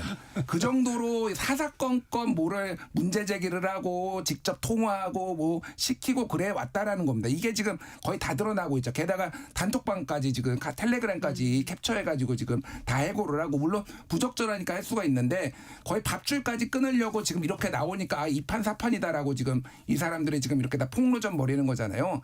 이게 안 끝나요. 이분들이 알고 있는 게 한두 개겠습니까? 계속 나올 겁니다. 그러니까 그러면 이제 민주당도 판단해야 되는 거 아니에요 지금. 네네네. 근데 지금 아직도 다 조용히 하고 있다. 네. 이게 그러니까 동업자 의식을 할 만한 거에 동업자 의식이 나와야 되는 거잖아요. 이게 지금 이게 지금 굉장히 실망스럽다 진짜 정치권. 네네네. 예. 연말에 사실 지금 굉장히 이 건이 어떻게 보면 들끓 수 있는 건데 상당히 조용히 지금 하고는 있는데 어떻게 될지는 더 지켜봐야 되겠는데요. 저도 네. 그렇게 느끼는 게 지금 예. 보니까 정청래 대표도 지금 상대가 원내대표잖아요. 그러니까 그러니까요. 그 공식적으로 좀 코멘트하기도 그렇고 그리고 지금은 이제 민주당이 입법의 시간이다 보니까 여기에서 이제 만일 여기에서 김병기 원내대표에 대한 거취 문제가 많이 발화점이 될 경우에는 입법 동력이 흔들리니까 아마 지금 민주당 내부에서도 고민이 그걸 거예요. 아마 상당 부분 문제의식에 공감해도 이거 잘못하다가 당 전체에 어떤 영향을 끼칠 수 있는 사안이기 때문에 여기에 대해서 의원도 서로 말조심한다. 그러니까 박지원 의원 정도가 이해관계가 없고 그다음에 뭐 이제 정치 영역에서는 어느 정도 이제 인정받는 분이니까 예, 한마디 예. 지를 수 있지만 다른 사람들은 말하기 원론적인 얘기에는 말할 수 없는 건데 네. 그러다 보니까 이게 이 사이에 국민 정서는 더 나빠지고 더 여기에 대한 말하자면 일종의 실망감 그다음에 분노 이런 것들이 더 임계점으로 갈 수가 있기 때문에 네네. 민주당 입장에서는 이런 딜레마를 어떻게 관리할 것이냐 또 네. 선거도 다가오고 있고 네네네. 이런 측면이 아마 연말 정부에서 고민스러운 지점인데 중요한 거는 이제 국민의힘도 이 부분을 아직까지는 그렇게 확전하지 않고 있기 때문에 이게 이 부분이 다 좀 흥미로운 지점이긴 합니다. 저 국힘이 좀 힘을 내라. 뭐하냐 국힘은 진짜. 아, 네. 갑자기. 네. 아니 그 지금 새 평론가께서 네. 얘기하시는데 국민 정서 지금 또 건드리고 있는 대표적인 게 쿠팡이잖아요. 네, 근데 네. 쿠팡이 어제 성탄절 날 갑자기 그 보도 자료를 냈더라고요. 네, 그러니까 막 네. 발표한 것도 아니고 그 중대한 내용을. 근데 결론을 얘기하면 3,300만 명 유출이 아니고 3,000개야. 그것도 안 나간 거야. 이제 이렇게 얘기한 네. 거잖아요. 근데 지금 민간 합동조사단 냈죠. 네. 예, 경찰이 수사에 들어갔죠. 근데 지금 쿠팡이 이런 행동을 보이는 걸 도무지 좀 이해가 안 되거든요. 어떻게 보세요? 지금 뭐 미국 쪽에서는 트럼프 측근이라는 사람이 또 막 SNS에 글 쓰고 막 이러고 네, 있는데, 네. 근데 이게 지금 제가 생각하기에 일단은 정부 여당이 잘 관리해야 되는 사안인데 잘 속도가 안 나고 있다는 생각이 들거든요. 일단은 저는 그냥 쿠팡이 대한민국 정부를 무시하고 있구나라는 느낌을 많이 받아요. 이 사안에 그러니까 뭐 내용을 간단하게 말씀드리면은 자체 조사를 했고 네. 그 정보를 유출한 퇴사 직원을 특정해서 자백을 받았고 그 사람이 이제 강바닥에다가 쿠팡 백에 들어간 거를 강에다 던진 거를 잠수부를 통해 잡았고, 그러니까 찾았고 그 백을.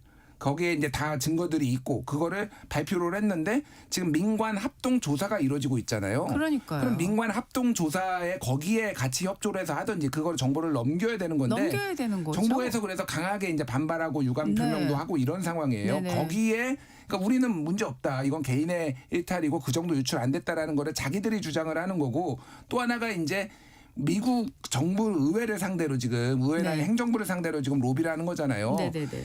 굉장히 많은 돈을 미국에 쓰고 있고요. 예를 들면은 그 알렉스 웡이라는 국가안보 수석 부보좌관 지금은 네, 이제 네. 끝났어요. 5월달에 그만뒀는데 4월인가 5월달에 올해 그 사람이 한 3년 동안 쿠팡 미국에서 로비스트로 활동했어요. 근데 지금 그분이 또 한화의 그 고문으로 갔습니다. 지금 한화에.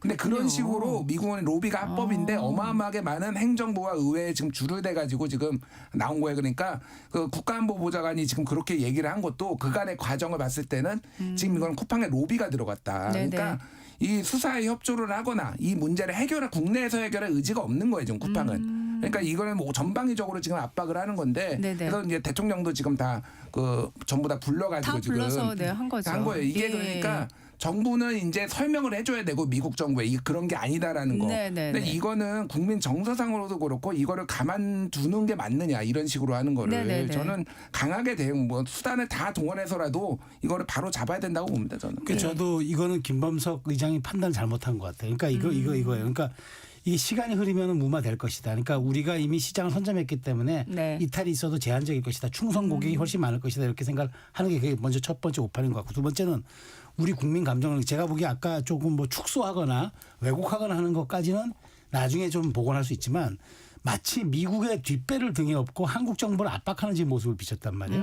제가 보기 로비 자금 아까 얘기했는데 총 150억 이상 썼다 네네네. 그러고 그다음에 그 지금 전 국가안보보좌관 지금은 협평위원인데 네네. 그 사람에게 그러니까 그쪽을 통해서 $100만 이상이 이제 어쨌든 트럼프 그 캠프로 갔고 네. 그분한테는 그 사람한테는 얼마큼 간지 모르겠어요. 로비스트. 근데 어쨌든 그 사람도 로비스트예요. 회사를 운영하고 있고 이런 상황에서 마치 이제 프레임 자체를 왜 미국 기업을 한국 기업이 탄압하냐 관세전쟁 2로 지금 몰고 가려는 듯한 이 모습이 우리 국민들한테는 어떻게 되냐면은 쉽게 말해서 종속의 논리로 들어올 수가 있기 때문에 예. 이건 국민 감정을 건드리는 거죠. 더군다나 분명히 본인은 물론 미국 신분이지만 검은머리 한국인이잖아요. 그런데 이런 식으로 이 문제를 덮거나 국면 전환을 시도하는 이 문제는 이재명 대통령도 정치적인 타협점을 못 찾아요. 네. 이걸 잘못 건드렸다가는 국민적인 분노가 이쪽 여권으로 불이 붙기 때문에 이거는 네. 엄정 대응할 수밖에 없어서 이렇게 치킨 게임으로 가면 누구한테 불리할까요? 저는 미국 그 의회 거래 그 증권거래 보고서에 이렇게 돼 있다더군요. 실제 쿠팡은 미국 법인이지만 네. 이 쿠팡의 경쟁력인 그 시장 마켓 쉐어는 한국이 90%다. 네. 한국 90% 무너지면 미국에 있는 법인 껍데기인데. 저는 그거는 지금 김범석 의장이 매우 잘못 판단하고 있고 이 국민 감정의 영린을 건드리는 쪽으로 가고 있어서 이 부분을 얼마큼 이제 여권이 정교하게 관리하느냐가 좀 주목할 대목이 될 것 같아요. 네. 그 청문회도 한번 하고 현안 질의를 했지만 사실 기대했던 내용보다 함량 미달이었잖아요. 근데 지금 31일 쿠팡 연속 청문회를 하겠다라고는 하는데 앞서 이제 최영두 의원이 출연을 하셔서 또 그 질문을 했거든요. 지금 보니까 이제 상임위 구성을 놓고 지금 국민의힘과 더불어민주당이 이게 접점이 안 나오고 있는 것 같아요. 그런데 계속 협상을 하고 있고 그러니까 뭔가는 할 거다라고 얘기를 하는데 이 국회 차원에서도 뭔가 좀 시원한 대책이 나와야 되지 않을까요? 아니 이제 연석 이제 회의 네네. 아니 회의가 아니라 연속 청문회를 네네. 한다라는 거고 국민의힘에서는 국정조사를 해야 된다라는 그렇게 건데 얘기는 하죠. 그러니까 이런 것까지 지금 서로 힘겨루기를 할 건가 저는 이게 그러니까요. 누구의 유불리가 있는 게 아니잖아요 예, 지금 예. 그래서 그냥 뭐가 됐든 그냥 합의 좀 해라 깊게 얘기할 건 아니고 쓸데없는 거에 좀 힘 빼지 말라 좀 말씀드리고 싶어요. 저는 짧게 말씀드릴게요. 네. 이거 차라리 국회 여야 합의해가지고 네. 미국 방문단을 꾸려서 쿠팡 미국 본사를 방문해가지고 네. 거기에 미국 법에 적용을 받으니까 네. 뭐 거기 가서 청문회하거나 이럴 수는 없지만 네. 현장 조사를 한번 하겠다라는 명분으로 여야가 같이 가는 거예요. 네네. 우리가 현장 국정감사도 하는데 네네. 차라리 그렇게 해서라도 쇼잉이 되더라도 네. 김범석 의장이 있다는 미국에 가서 무언가 하는 모습을 보여주는 게 맞지 저쪽에서는 뻔하게 대응하는 이 시간 벌기 전략으로 나오는데 네. 여기에서 계속 국회에서 뭐 연속 청문회 해봐야 그게 뭐 실익이 있을까요? 그건 언론 보여주기용밖에 안 돼서 네, 차라리 네. 저는 미국 정부하고 대상하고 협의해가지고 미국 현지 방문을 통해서 며칠이라도 현장 방문한 현지 조사 이런 것들이 저는 훨씬 실효성도 있고 그다음에 국민들 눈에도 뭔가 활동하는 것처럼 보여지지 않을까 저는 그렇게 생각해요. 예. 지금 사태는 지금 뭐 한국 정부 패싱이란 단어가 나오고 있고 뭐 지금 검은 머리 외국인 얘기도 네. 하셨지만 상당 부분이 지금 이 쿠팡 이용자가 많기 때문에 더 점점점 정서가 안 좋은 쪽으로 흘러갈 가능성이 큰다 이런 생각이 듭니다. 저희가 잠시 브레이크 타임을 갖고요. 잠시 후에 다시 정치와이 돌아오겠습니다.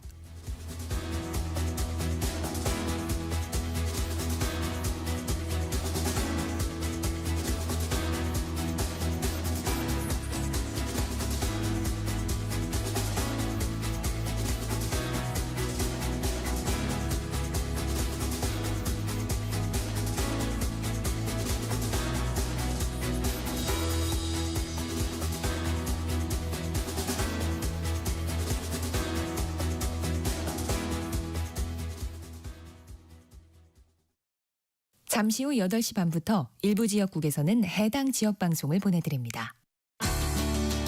워렌 버핏은 가치 투자, 필립 피셔는 성장주 투자, 피터 린치는 장기 투자. 방법은 달라도 목표는 하나. 성기영의 경제쇼가 성공의 길로 안내합니다. 깊이 있게, 명쾌하게, 지금 이 시대 경제에 관한 모든 것을 알려드립니다. 평일 오후 4시 5분 성기영의 경제쇼와 함께하십시오.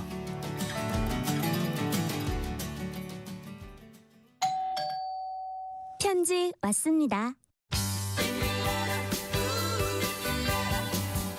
퇴근길 지친 당신에게 힘이 되는 뉴스를 전해드립니다. 매일 저녁 5시 5분 당신과 함께 읽는 세상 이야기 KBS 1라디오 뉴스레터 K 지금 시각은 8시 30분입니다. KBS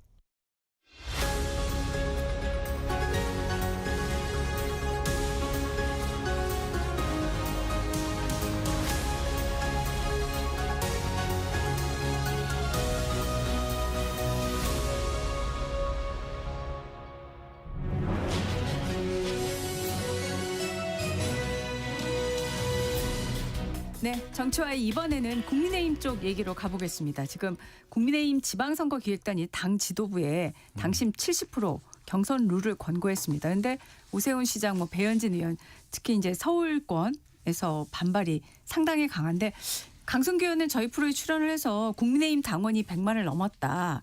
당심 70% 반영 이 룰 괜찮다라고 이제 찬성 의사를 보였거든요. 당심 70% 최종안으로 가게 될까요? 어떻게 보세요? 저는 그렇게 안 갈 거라고 봐요. 그러니까 아마 지역별로 편차를 두는 게 맞지 않을까 싶어요. 지역별로. 예. 그래서 이제 아마 그 절충안 나올 거예요. 그렇지 않으면은 생각해 보십시오. 그 경선이라는 거는 지지자들의 최대 동원이 관건이지만 본선은 관전자들의 최대 참여가 관건이에요. 지방선거는 본선이잖아요. 경선은 지지자들이 참여하지만 본선은 관전자들이 들어와요. 그러면 5대5로 가는 게 맞죠. 다만 이게 이제 그 이를테면은 뭐 지역별로 그 말하자면은 뭐 사실 어찌 보면은 보수의 기반이라 하는 뭐 그런 쪽에서는 뭐 7대3 가더라도 최소한 이게 승부처라고 보거나 중원 싸움이라고 보는 지역들 그다음에 스윙 스테이트 이런 데는 5대5로 간다. 그 정도의 절충안이 더 나올 거로 봐요. 왜냐하면 이게 지금 뭐 이게 좀 타임라인을 놓고 보면은 이게 지금 가장 그때 그 국민의힘이 좀 뭐랄까 우경화의 목소리가 가장 셀 때 지방선거 기획단이 발족을 했고 그때 만든 룰인데 지금은 조금 약간 변화 그다음에 이제 지선의 공간이 오면서 뭔가 이제 좀 확장 전략으로 가야 되지 않냐 이런 얘기들이 나오는 과정에서 이제 지방선거 기획단이 이걸 최종적으로 이제 확정한 거기 때문에 이거 확정은 최고위가 하는 거거든요. 이건 뭐 의결 사항이기 때문에 그래서 저는 아마 절충안이 나올 걸로 보고 다만 이제 국민의힘 내부에서도 100만 당원이니까 충분히 이 100만에는 이제 그 중도까지 수렴돼 있다라는 이제 그 논리를 가는 것 같은데 그거는 논리이고요. 현실은 그렇지 않을 가능성이 높아요. 그래서 아마 이 부분은 장동혁 지도부가 조금 전향적으로 저는 좀 보지 않을까 그런 생각이 듭니다. 네, 어떻게 보십니까? 일단 뭐 유불리 뭐 이런 거를 떠나서 그 룰 좀 그만 좀 바꿔라. 뭐 당대표 바뀌고 비대위 올 때마다 계속 바꾸고 있잖아요. 뭐 30대 70, 뭐 100%, 70대 30, 50대 50 이게 어느 이게 미국이나 뭐 이런 소위 말해서 선진국에서 이렇게 자주 바꾸는 나라가 있습니까? 뭐만 있으면 그러니까 논란이 생길 수밖에 없어요. 차라리 그냥 당신 100%로 해가지고 그거를 하면은 거기에 또 나름 적응도 하고 당원들도 적응을 하고. 네. 근데 맨날 이게 바꾸니까 이게 유불리도 따지고 당내 분란도 생기는 거거든요. 네네. 그래서 당심 70%로 하면은 최근에 이제 입당한 사람이 뭐 한 20만 명 된다라고 하니까 네. 그러면은 소위 말해서 짠물들이 더 많이 들어왔겠죠. 강성 당원들이. 그러면은 장도영 대표 입장에서는 본인이 좀 소위 말해서 컨트롤할 수 있는 본인을 지지하는 사람이 많으니까 본인의 이제 줄 세우기를 할 수 있을 텐데 사실 지금 저는 뭐 그거를 70대 30으로 하든 50대 50으로 하든 네. 이게 국민의힘의 본질적으로 중요한 문제는 아니라고 봐요. 그거는 그 내부의 논리고 네. 결국은 핵심은 당이 변하느냐 안 변하느냐 윤석열과 절연을 할 수 있느냐 없느냐 이게 핵심이거든요. 네, 그래서 네. 뭐 내부에서는 이제 민감하겠죠. 오세훈 시장이나 이런 분들은 민감하겠지만은 네. 당이 변하는 게 최우선이다 제가 보기엔. 예. 알겠습니다.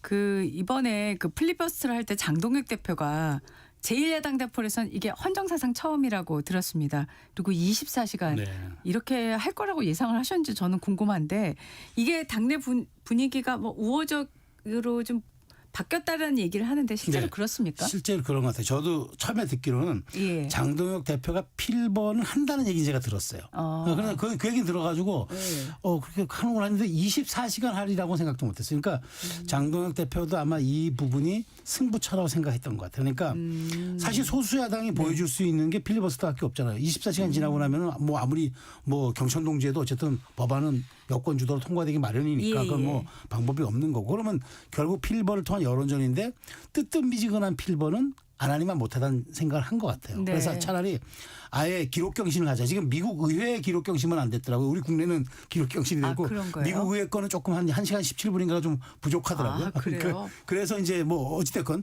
네. 장동혁 대표가 헌정사일에 이렇게 말하자면 결기 있는 모습을 보여줌으로써 또 이게 용기가 되는 거고 지도자의 결기와 용기는 또 당내 결집의 하나의 또 수단이 되는 거기 때문에 저는 뭐 밖에서 이게 뭐 위기의 리더십을 뭐 이렇게 뭐 극복해낸 뭐 이런 근데 위기의 리더십이라고 좀 보진 않았고 네. 다만 장동혁 대표가 장동혁 표 상징 자본을 뭘로 갈 것이냐 정치인으로서 네, 네. 그런데 이런 부분에 대해서는 승부를 걸 때 걸 줄 아는 정치인 그다음에 정말 그 온몸으로 저항할 수 있는 정치인 이런 것들이 이제 삼김 시대 이후에 우리 이제 좀 정치사에서 이른바 보수 여당이든 보수 야당이든 보수당 측면에서는 왜 이렇게 웰빙 정당이야 소리 많이 들었는데 그런 걸 불식시키는 또 하나의 좀 계기도 된 것 같고요. 장동혁 대표 입장에서는 뭐 굉장히 그 일거양득의 그 굉장한 수확을 거둔 필버였던 것 같습니다. 네. 김준일 평론가께서는 이 지금 장 대표의 24시간 필리버스터 높게 평가하세요? 아니 뭐 야권 입장에서야 당연히 뭐 높게 평가할 수밖에 없죠. 예, 그건 뭐 당연한 거고요. 그러니까 장동혁 대표가 지금 비판받았던 점이 지금 하나로 똘똘 뭉쳐가지고 민주당 정부와 싸우자. 자, 본인이 얘기를 했는데 본인이 막 내부의 분란을 다 일으켰잖아요. 그러니까 고비마다 뭐 윤석열 면회가고 우리가 황교안이다 얘기하고 한동훈 징계하고 그러면서 이 내부 분란을 본인이 일으켰는데 본인이 이제 앞장섰다라는 측면에서는 뭐 그 내부에서도 호평도 많이 나오고 우리가 장동혁이다 뭐 이런 얘기 나오고 뭐 이런 거 나오잖아요. 그러니까 이제 인정. 근데 이제 며칠 갈 것이냐 이게 무슨 얘기냐면은 범주가 달라요. 그 대여투쟁을 하는 것과 당을 쇄신하는 거는 뭐 예를 들면 이런 겁니다. 수능에서 국어를 너무 잘했어요. 그 국어를 만점 받았는데 지금 영어랑 수학은 지금 과락이에요. 지금 15점 나온 거예요. 그러니까 그럼 뭐 공부 더 해야지라고 얘기를 최근을 하고 있는데 야 만점 받았잖아 국어 이렇게 얘기하는 건 마찬가지니까 당 쇄신의 문제는 이거는 다시 논란이 불거질 수밖에 없는 거죠. 지금 그런 상황이에요. 예. 당 쇄신 얘기하셔서요. 지금 이번 그 24시간 필리버스터 이후에 이제 한동훈 전 대표의 반응도 상당히 지금 화제가 되고 있잖아요. 노고가 많았다 이런 말 했고요. 또 함께 싸우자 이거 어떻게 해석해야 될까요? 이거는 통합의 시그널이죠. 통합의 시그널이요? 한동훈 전 대표가 또 뭐라 했어요. 지난 북고서 등가에 가서 그 잘못이 있으면 잘못을 시인할 줄 아는 것도 용기다. 뭐 이렇게 얘기하면서 통합의 메시지를 계속 이제 발신했어요. 이제 이러다가 이제 온 건데 최근 이제 오늘 조간들 놓고 보니까 이제 흥미로운 이제 네이밍들이 나와요. 장동석, 장한석. 그러니까 장동혁과 한동훈과 이준석. 장동혁과 한동훈과 이준석. 그러니까 이게 장동석으로 부를 거냐 장한석으로 부를 거냐 차이가 있는데 이게 지금 네이밍들이 나오고 있는 건 뭐냐면 사실 뭐 이렇게 언론들이 취재할 때는 일종의 공보를 사전에 하는 것도 있거든요. 당 쪽에서. 근데 이거는 이제 일종의 이제 충분한 이제 통합 시그널이 되고 그리고 이런 걸 생각할 것 같아요. 장동혁 대표 입장에서는 본인이 어쨌든 좀 그 어려운 상황에서 당의 지금 당대표가 됐는데 이른바 친장 세력이 별로 없었는데 어쨌든 지금 한 4개월을 거치면서 당에 그래도 숫자로는 표현되지 않는 단단한 그래도 자기 세력이 지금 좀 공고히 된 것 같고 한동훈 대표 입장에서는 이제 자꾸 이렇게 공간이 멀어지면은 언젠간 제도권으로 들어갈 수 있는 길이 자꾸 멀어지니까 접점을 찾아야 되겠고 그다음에 이제 지선의 공간이 다가올수록 야권은 단일 대우를 해야 되는데 이준석 대표 입장에서도 혼자 후보를 못 낼 상황이면 야권 단일 대우에서 지분을 좀 가져야 될 것 같은데 세 쪽의 모든 이해와 요구가 일치하지 않습니까? 그러면은 저는 당연히 이제 통합의 시간과 결합의 시간이 온다고 보기 때문에 지금 그 전조 현상이다. 그래서 지금 서로 메시지를 굉장히 조심하면서 한 발 한 발씩 딛는 게 결국에는 저는 그 좀 통합의 큰 바다로 가기 위한 지금 빌드업 과정이 아니냐 이렇게 보고 있습니다. 빌드업 전에 그 당원 게시판 건 어떻게 될까요? 그럼? 일단 그 당원 게시판 얘기하기 전에 방금 말씀하셨던 그 네이밍이요. 네이밍, 장동석, 장한석. 장동석. 이제 오늘 언론들을 보니까 동아일보가 꿈틀대는 장동석 이렇게 썼고요. 조선일보가 접점 찾으려는 장한석 이렇게 썼어요. 소위 말해서 보수 언론들이 이거를 지금 계속 쓰고 있어요. 이거는 희망상. 그러니까 제발 장동혁, 한동훈, 이준석 제발 좀 손 좀 잡아줘라고 애걸하는 이런 상황이에요. 제가 보기엔. 그런데 가능성이 높지 않아요. 일단은 노고 많으셨습니다. 뭐 이렇게 얘기를 한 거는 이게 실제 그러면은 제가 친한계 쪽이나 뭐 좀 얘기를 들어보면은 한동훈 대표랑 그렇다고 화해 무드는 전혀 아니라는 거예요. 그러니까 지금 상황은 이거는 어쨌든 잘한 거는 한동훈 대표는 전 대표나 잘한 거는 잘한 거대로 인정하고 우리 손잡고 이제 대여투쟁으로 나가자라는 건데 저쪽에서 징계를 하면은 이거는 여론전이라는 거예요. 그러니까 나는 손을 잡으려고 내밀었는데 장동혁은 지금 징계를 한다. 누가 배신자냐. 이 정도로 봐야 되는 거지 이게 지금 뭐 손을 잡거나 이럴 가능성은 없고 다만 이제 뭐 장동혁, 이준석 공동단식 이렇게 얘기가 나오는 걸 보니까 참 재밌어요. 그러니까 이준석 의원이 한동훈 대표에 대해서 굉장히 견제를 많이 하거든요. 저번에는 찌질하다라는 얘기까지 당원 게시판에 본인 한동훈이라는 이름으로 이게 본인에 대해서 비판한 거를 이게 당사자인지 밝혀라 이렇게 하면서 굉장히 신경전을 많이 하면서 장동혁이랑 지금 손을 잡으려고 이준석이. 근데 재밌는 게 지난번에 김문수 한동훈 두 사람이 이제 러브샷하고 우리가 하나다 했을 때는 이거 뭐 너 입장을 밝혀라. 너의 그러면은 뭐 그 소위 말해서 김문수의 비상계엄과 탄핵에 대한 입장하고 너의 입장이 좀 충돌하는데 너 뭐냐라고 했는데 본인은 장동혁하고 손을 잡습니다. 그러면 당신의 입장은 뭐냐 이준석. 뭐 이런 얘기가 나올 수밖에 없는 거죠. 근데 오히려 견제를 하기 위해서 약간 그리고 뭐 통일교 특검을 탄력을 받기 위해서 지금 둘이 손을 잡으려고 하고 있다. 이런 상황인 것 같아요. 그래서 그 아까 통일교 특검 얘기하다가 지금 공동 단식 카드가 나와가지고 얘기를 지금 넘겼었는데 이 공동 단식 이 얘기는 어디서부터 나온 건가요? 아니 누가 이거는 지금 먼저 지금 야당의 공간이 열렸잖아요. 그나마 제가 아까 통일교 특검을 하든 안 하든 이거는 야당으로서는 정치적 명분 축적의 시간이 딱 된 거란 말이에요. 타이밍이 좋아요. 그런데 이걸 살리려고 그러면은 입법으로 살릴 수는 없어요. 이쪽에서 어떻게 하더라도 여야 합의 구조가 되지 않으면은 특검법 통과는 무망해요. 그러면 야당이 보여줄 수 있는 거는 상징화된 장면뿐이에요. 그렇다면 야당 단일 대우라는 그림은 딱 되잖아요. 개혁신당과 국민의힘은 의석수가 합쳐봐야 110석이지만 야권의 단일 대우라는 그러니까 보수 야권의 단일 대우라는 아주 명징한 이게 시그널이 있는 거예요. 근데 거기에 두 대표가 단식을 한다? 투샷으로 딱 그림 잡힌다? 이거는 민주당 입장에서 상당한 부담이 되고 지방선거 전국에서 하든 안 하든 일종의 그 자체가 어떤 미래를 보여주는 일종의 어떤 티저 영상 같은 게 되는 거예요. 그렇기 때문에 지금 그 국민의힘 그 두 사람 장동혁, 이준석 입장에서는 공동단식이라는 의제를 입에 꺼내는 순간 언론의 주목도라든가 관심도는 굉장히 올라갈 거예요. 올라갈 그렇다면 수밖에 저는 없죠. 민주당은 마지막 뭐 법 왜곡죄니 뭐 종합 내란 특검이니 이걸로 이제 계속 몰아붙일 텐데 얼마나 선명한 구도입니까? 통일교 특검으로. 그렇기 네네. 때문에 정치적으로 굉장히 저는 이거는 탁월한 승부수여서 아마 두 사람 입에서는 계속 이 얘기가 나올 겁니다. 여권으로서는 상당한 압박이죠.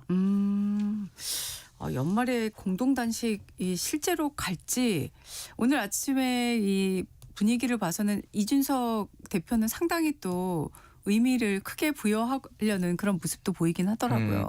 네, 이제 뭐 저는 반반으로 봐요. 그렇게 안 갈 가능성도 있고. 안 갈 가능성도 왜냐면 있고. 이거는 스포트 그러니까 장도혁 대표 입장에서는 스포트라이트를 혼자 온전히 받아야 되는데 이거를 또 이준석 그러면 의석수로 보면은 3석에 107석이잖아요. 그러면 이거는 이준석의 존재감을 너무 키워주는 거로 이제 볼 수도 있는데 말씀하셨다시피 지방선거에 대한 연대를 위해서 좀 길게 보고 갈 수도 있고 네. 근데 개혁신당에서는 지방선거 연대하고는 전혀 다른 문제고 검토하고 있지 않다라고 또 선긋고 있거든요. 네네네네. 뭐 그런 상황이라서 필요하면은 두 사람이 할 수도 있는데 아직 네. 안 할 가능성도 저는 있다. 예. 짧게 하나 더 말씀. 아까 한동훈 대표가 여기 합류하기 어려울 거다는 얘기.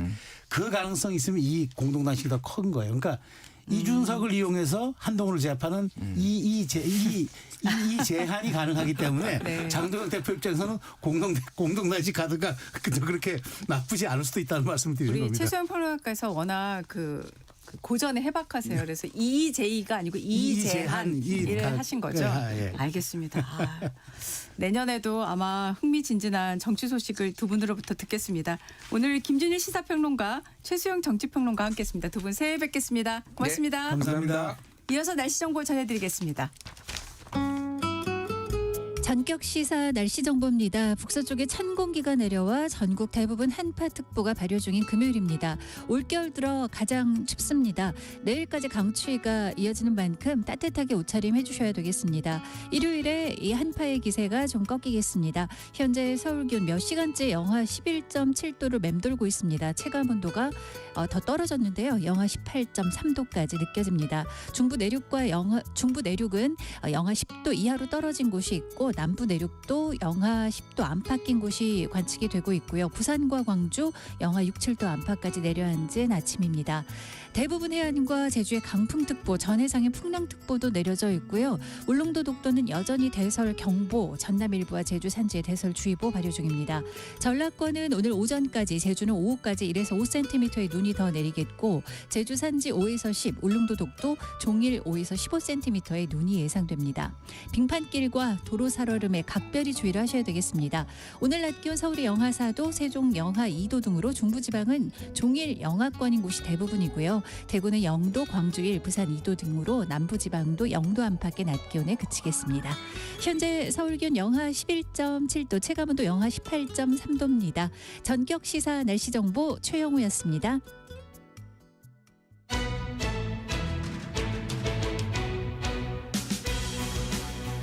사건과 판결 속 궁금증을 풀어보는 시간 사건화입니다. 오늘은 2025년 올해 법조계 주요 판결과 판정까지 종합 정리하겠습니다. 스토리텔러 손정혜 변호사 나오셨습니다. 안녕하세요. 손정혜입니다. 네, 올해 진짜 많은 판결이 있었지만 단연 큰 관심은 윤석열 전 대통령 탄핵 심판 사건 석고였다고 봐야 되겠죠? 그렇습니다. 이 사건만큼 대국민적 관심사, 세계적 관심사가 있었던 판결이 있었는가라고 생각을 하는데요. 네. 이 2024 헌납 8사건입니다. 이날 온 국민이 탄핵이 되느냐 기각이 되느냐를 둘러싸서 정말 초집중해서 TV 앞에서 생중계를 봤다라고 해도 과언이 아닌 사건인데요. 일단 직전까지 기각이다, 인용이다 또는 몇 대 몇이다 관측이 굉장히 난무했었던 기억도 있고요. 모든 국민들이 헌법 조항을 찾아서 읽는 경우들도 있었는데요. 결론적으로는 2024 헌납 8사건은 전원일치로 탄핵 청구를 인용을 했습니다. 네. 그 인용된 내용들도 대한민국 헌정사에 굉장히 중요한 기록으로 남겨있지 않을까 생각이 드는데요. 많은 쟁점들이 이 판결에 포함되어 있었습니다. 일단은 이 적법유권부터 받았기 때문에 네. 실질적으로 계엄 선포가 사법심사의 대상이 되는지 여부도 판단을 했고 사법심사의 대상이 될 수 있다라는 게 헌재의 판단이었고요. 그리고 내란죄에 대한 소추 사유를 처음에 넣었다가 철회한 부분에 대해서도 이 부분이 위법하다라는 주장에 대해서는 위법하지 않다라는 판단이 있었고 네. 나아가서 윤 전 대통령이 했던 12.3 비상계엄의 내용 하나하나가 헌법적 어떤 기준에서 위반됐는가 합법인가 이런 판단이 있었는데요. 기본적으로 이 비상계엄의 선포의 실질적 요건을 성립하지 않았다. 네. 그리고 흔히 말하는 경고성 계엄, 호소형 계엄이라는 건 계엄법상 용인되지 않는 목적이기 때문에 네. 이 목적으로는 계엄을 할 수 없다는 부분을 헌법재판소에서 명확하게 판단을 했고요. 나아가서 계엄 선포에 그치지 않고 군경을 동원해서 국회의 권한 행사를 방해하거나 선관위에 침입해서 영장 없이 수색을 하려고 했던 행위들은 모두 위헌 위법하다라고 이제 판단을 하면서 12.3 비상계엄에 대해서는 현재 형사사건이 진행되고 있지만 네. 헌법을 기준으로 했을 때 대통령의 직위를 파면할 정도의 위헌 위법한가 이 부분에 대해서는 피청구인의 법 위반 행위가 헌법 질서에 미친 부정적 영향과 파급 효과가 중대해서 파면할 수밖에 없다라고 판면을 했고요. 예. 이어서 다른 이 비상계엄과 관련한 관련자들의 탄핵 소추와 탄핵 어떤 결정이 이어지고 있었는데요. 네. 일단 최근에는 조지호 경찰청장 네. 파면됐습니다. 이 밖에 한덕수 국무총리, 박성재 법무부 장관, 이진숙 방통위원장, 이창수 서울지검장 등등등 모두 탄핵 사건이 이제 소추돼서 판단의 대상이 됐지만 또 나머지 분들에 대한 탄핵 심판 사건은 또 기각되기도 했었습니다. 네. 정말 방대한 사건이고 지금도 뭐 진행이 되고 있으니까요. 내년에도 아마 또 언급이 되지 않을까 싶고요.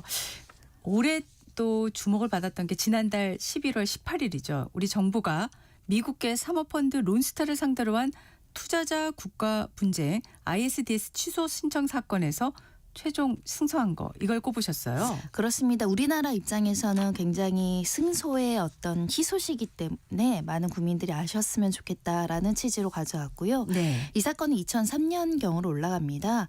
이 론스타 관련해서 외환은행이 이제 1조 3천억대로 이제 론스타가 인수를 했고요. 네. 그리고 2012년경에 하나금융지주에 이 인수했던 은행을 이제 팔게 되는데 3조 9천억 원대에 매각을 합니다. 네. 그런데 론스타가 이제 2012년경 정부를 상대로 또는 여기 지금 국제 투자 분쟁 해결센터를 상대로 국제적인 어떤 분쟁을 제기를 하는데요.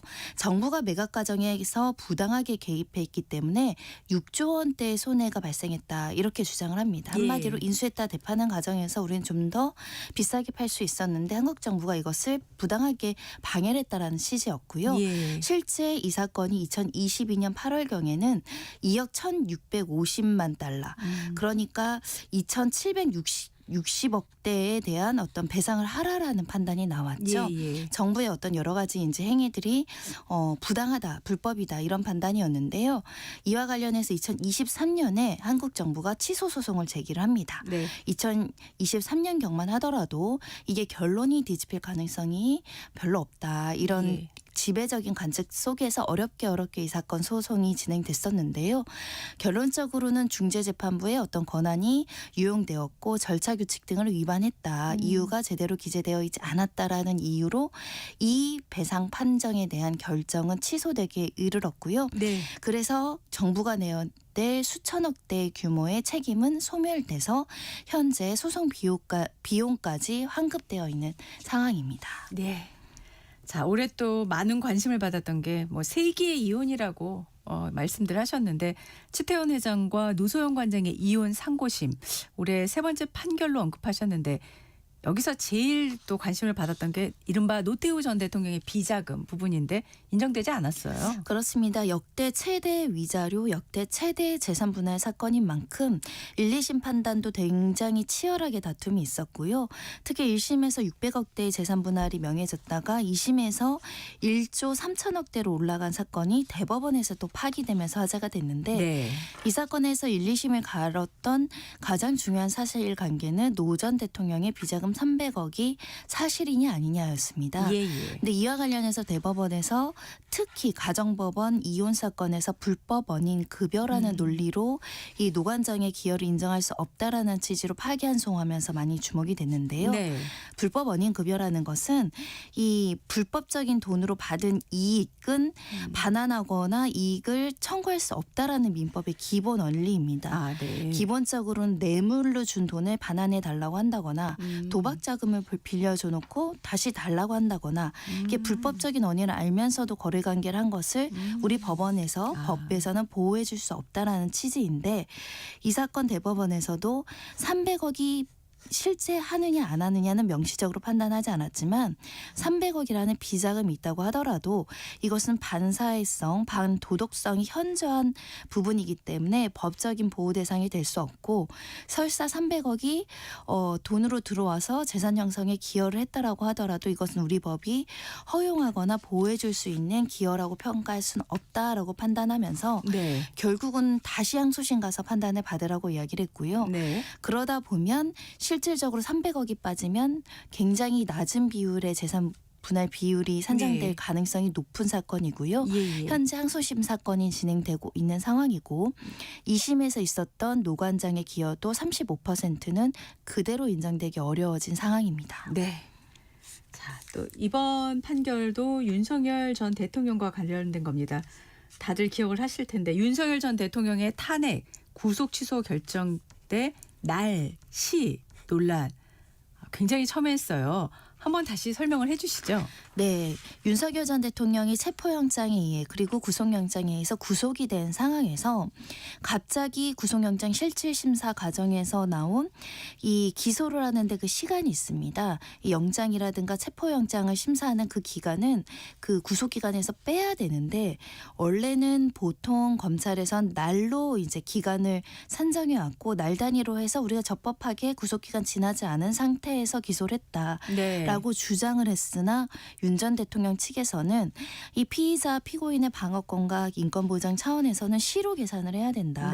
시로 계산을 하면 실제 기소가 이미 불법 구금, 구속영장에 따른 구속기간이 지나서 이 기소를 한 것이기 때문에 위법하다라고 했었는데요. 근데 많은 법 쪽에서는 그동안 날로 해왔고 문헌상 날로 해석하는 것이 자연스러워서 시로 계산할 수는 없다. 이렇지만 법원에서는 실제 이 윤석열 전 대통령 측의 주장을 받아들이면서 구속 취소하는 상황이 발생을 했고요.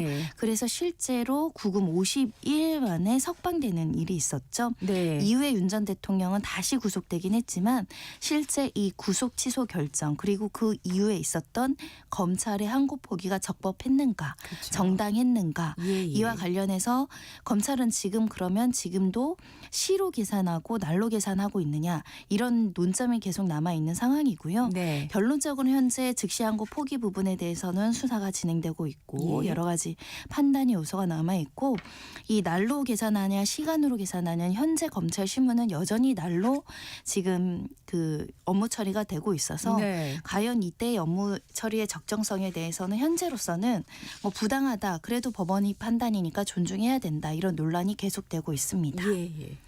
자, 또 이재명 당시 민주당 대선 후보 공직선거법 위반 파기환송도 굉장한 관심을 모았죠. 그렇습니다. 일단 내용은 김문기 전 차장과 관련한 교류행위, 뭐 친하다 안 하다, 뭐 골프 사진을 조작했다 안 했다, 백현동 부지와 관련해서 국토부 측의 협박성 발언이 있었다를 둘러싼 허위사실 공표죄가 1, 2, 3심 판단에 이르렀는데 일단은 허위사실 공표죄에 대해서 1심에선 유죄, 2심에선 무죄의 선고가 있는 상황에서 대법원에 올라간 상황이었고요.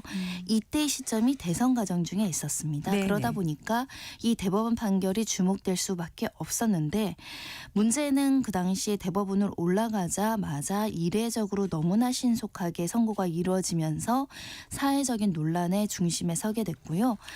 직권으로 전원합의체를 회부하고 첫 심리를 진행한 지 9일 만에 판결 선고를 하고 이 무죄 취지를 이제 유죄 취지로 다시 이제 파기환송을 하면서 대법원이 이 대선에 지나치게 개입한 거 아니냐 이런 지적이 따르게 됐고요. 이를 둘러싸고 여러 가지 사법제도 개편 논의가 시작되기도 했었습니다. 네, 오늘 사건 아이는 여기까지 듣겠습니다. 지금까지 손정혜 변호사였습니다. 고맙습니다. 감사합니다. 네, 오늘 전격시사 여기까지입니다.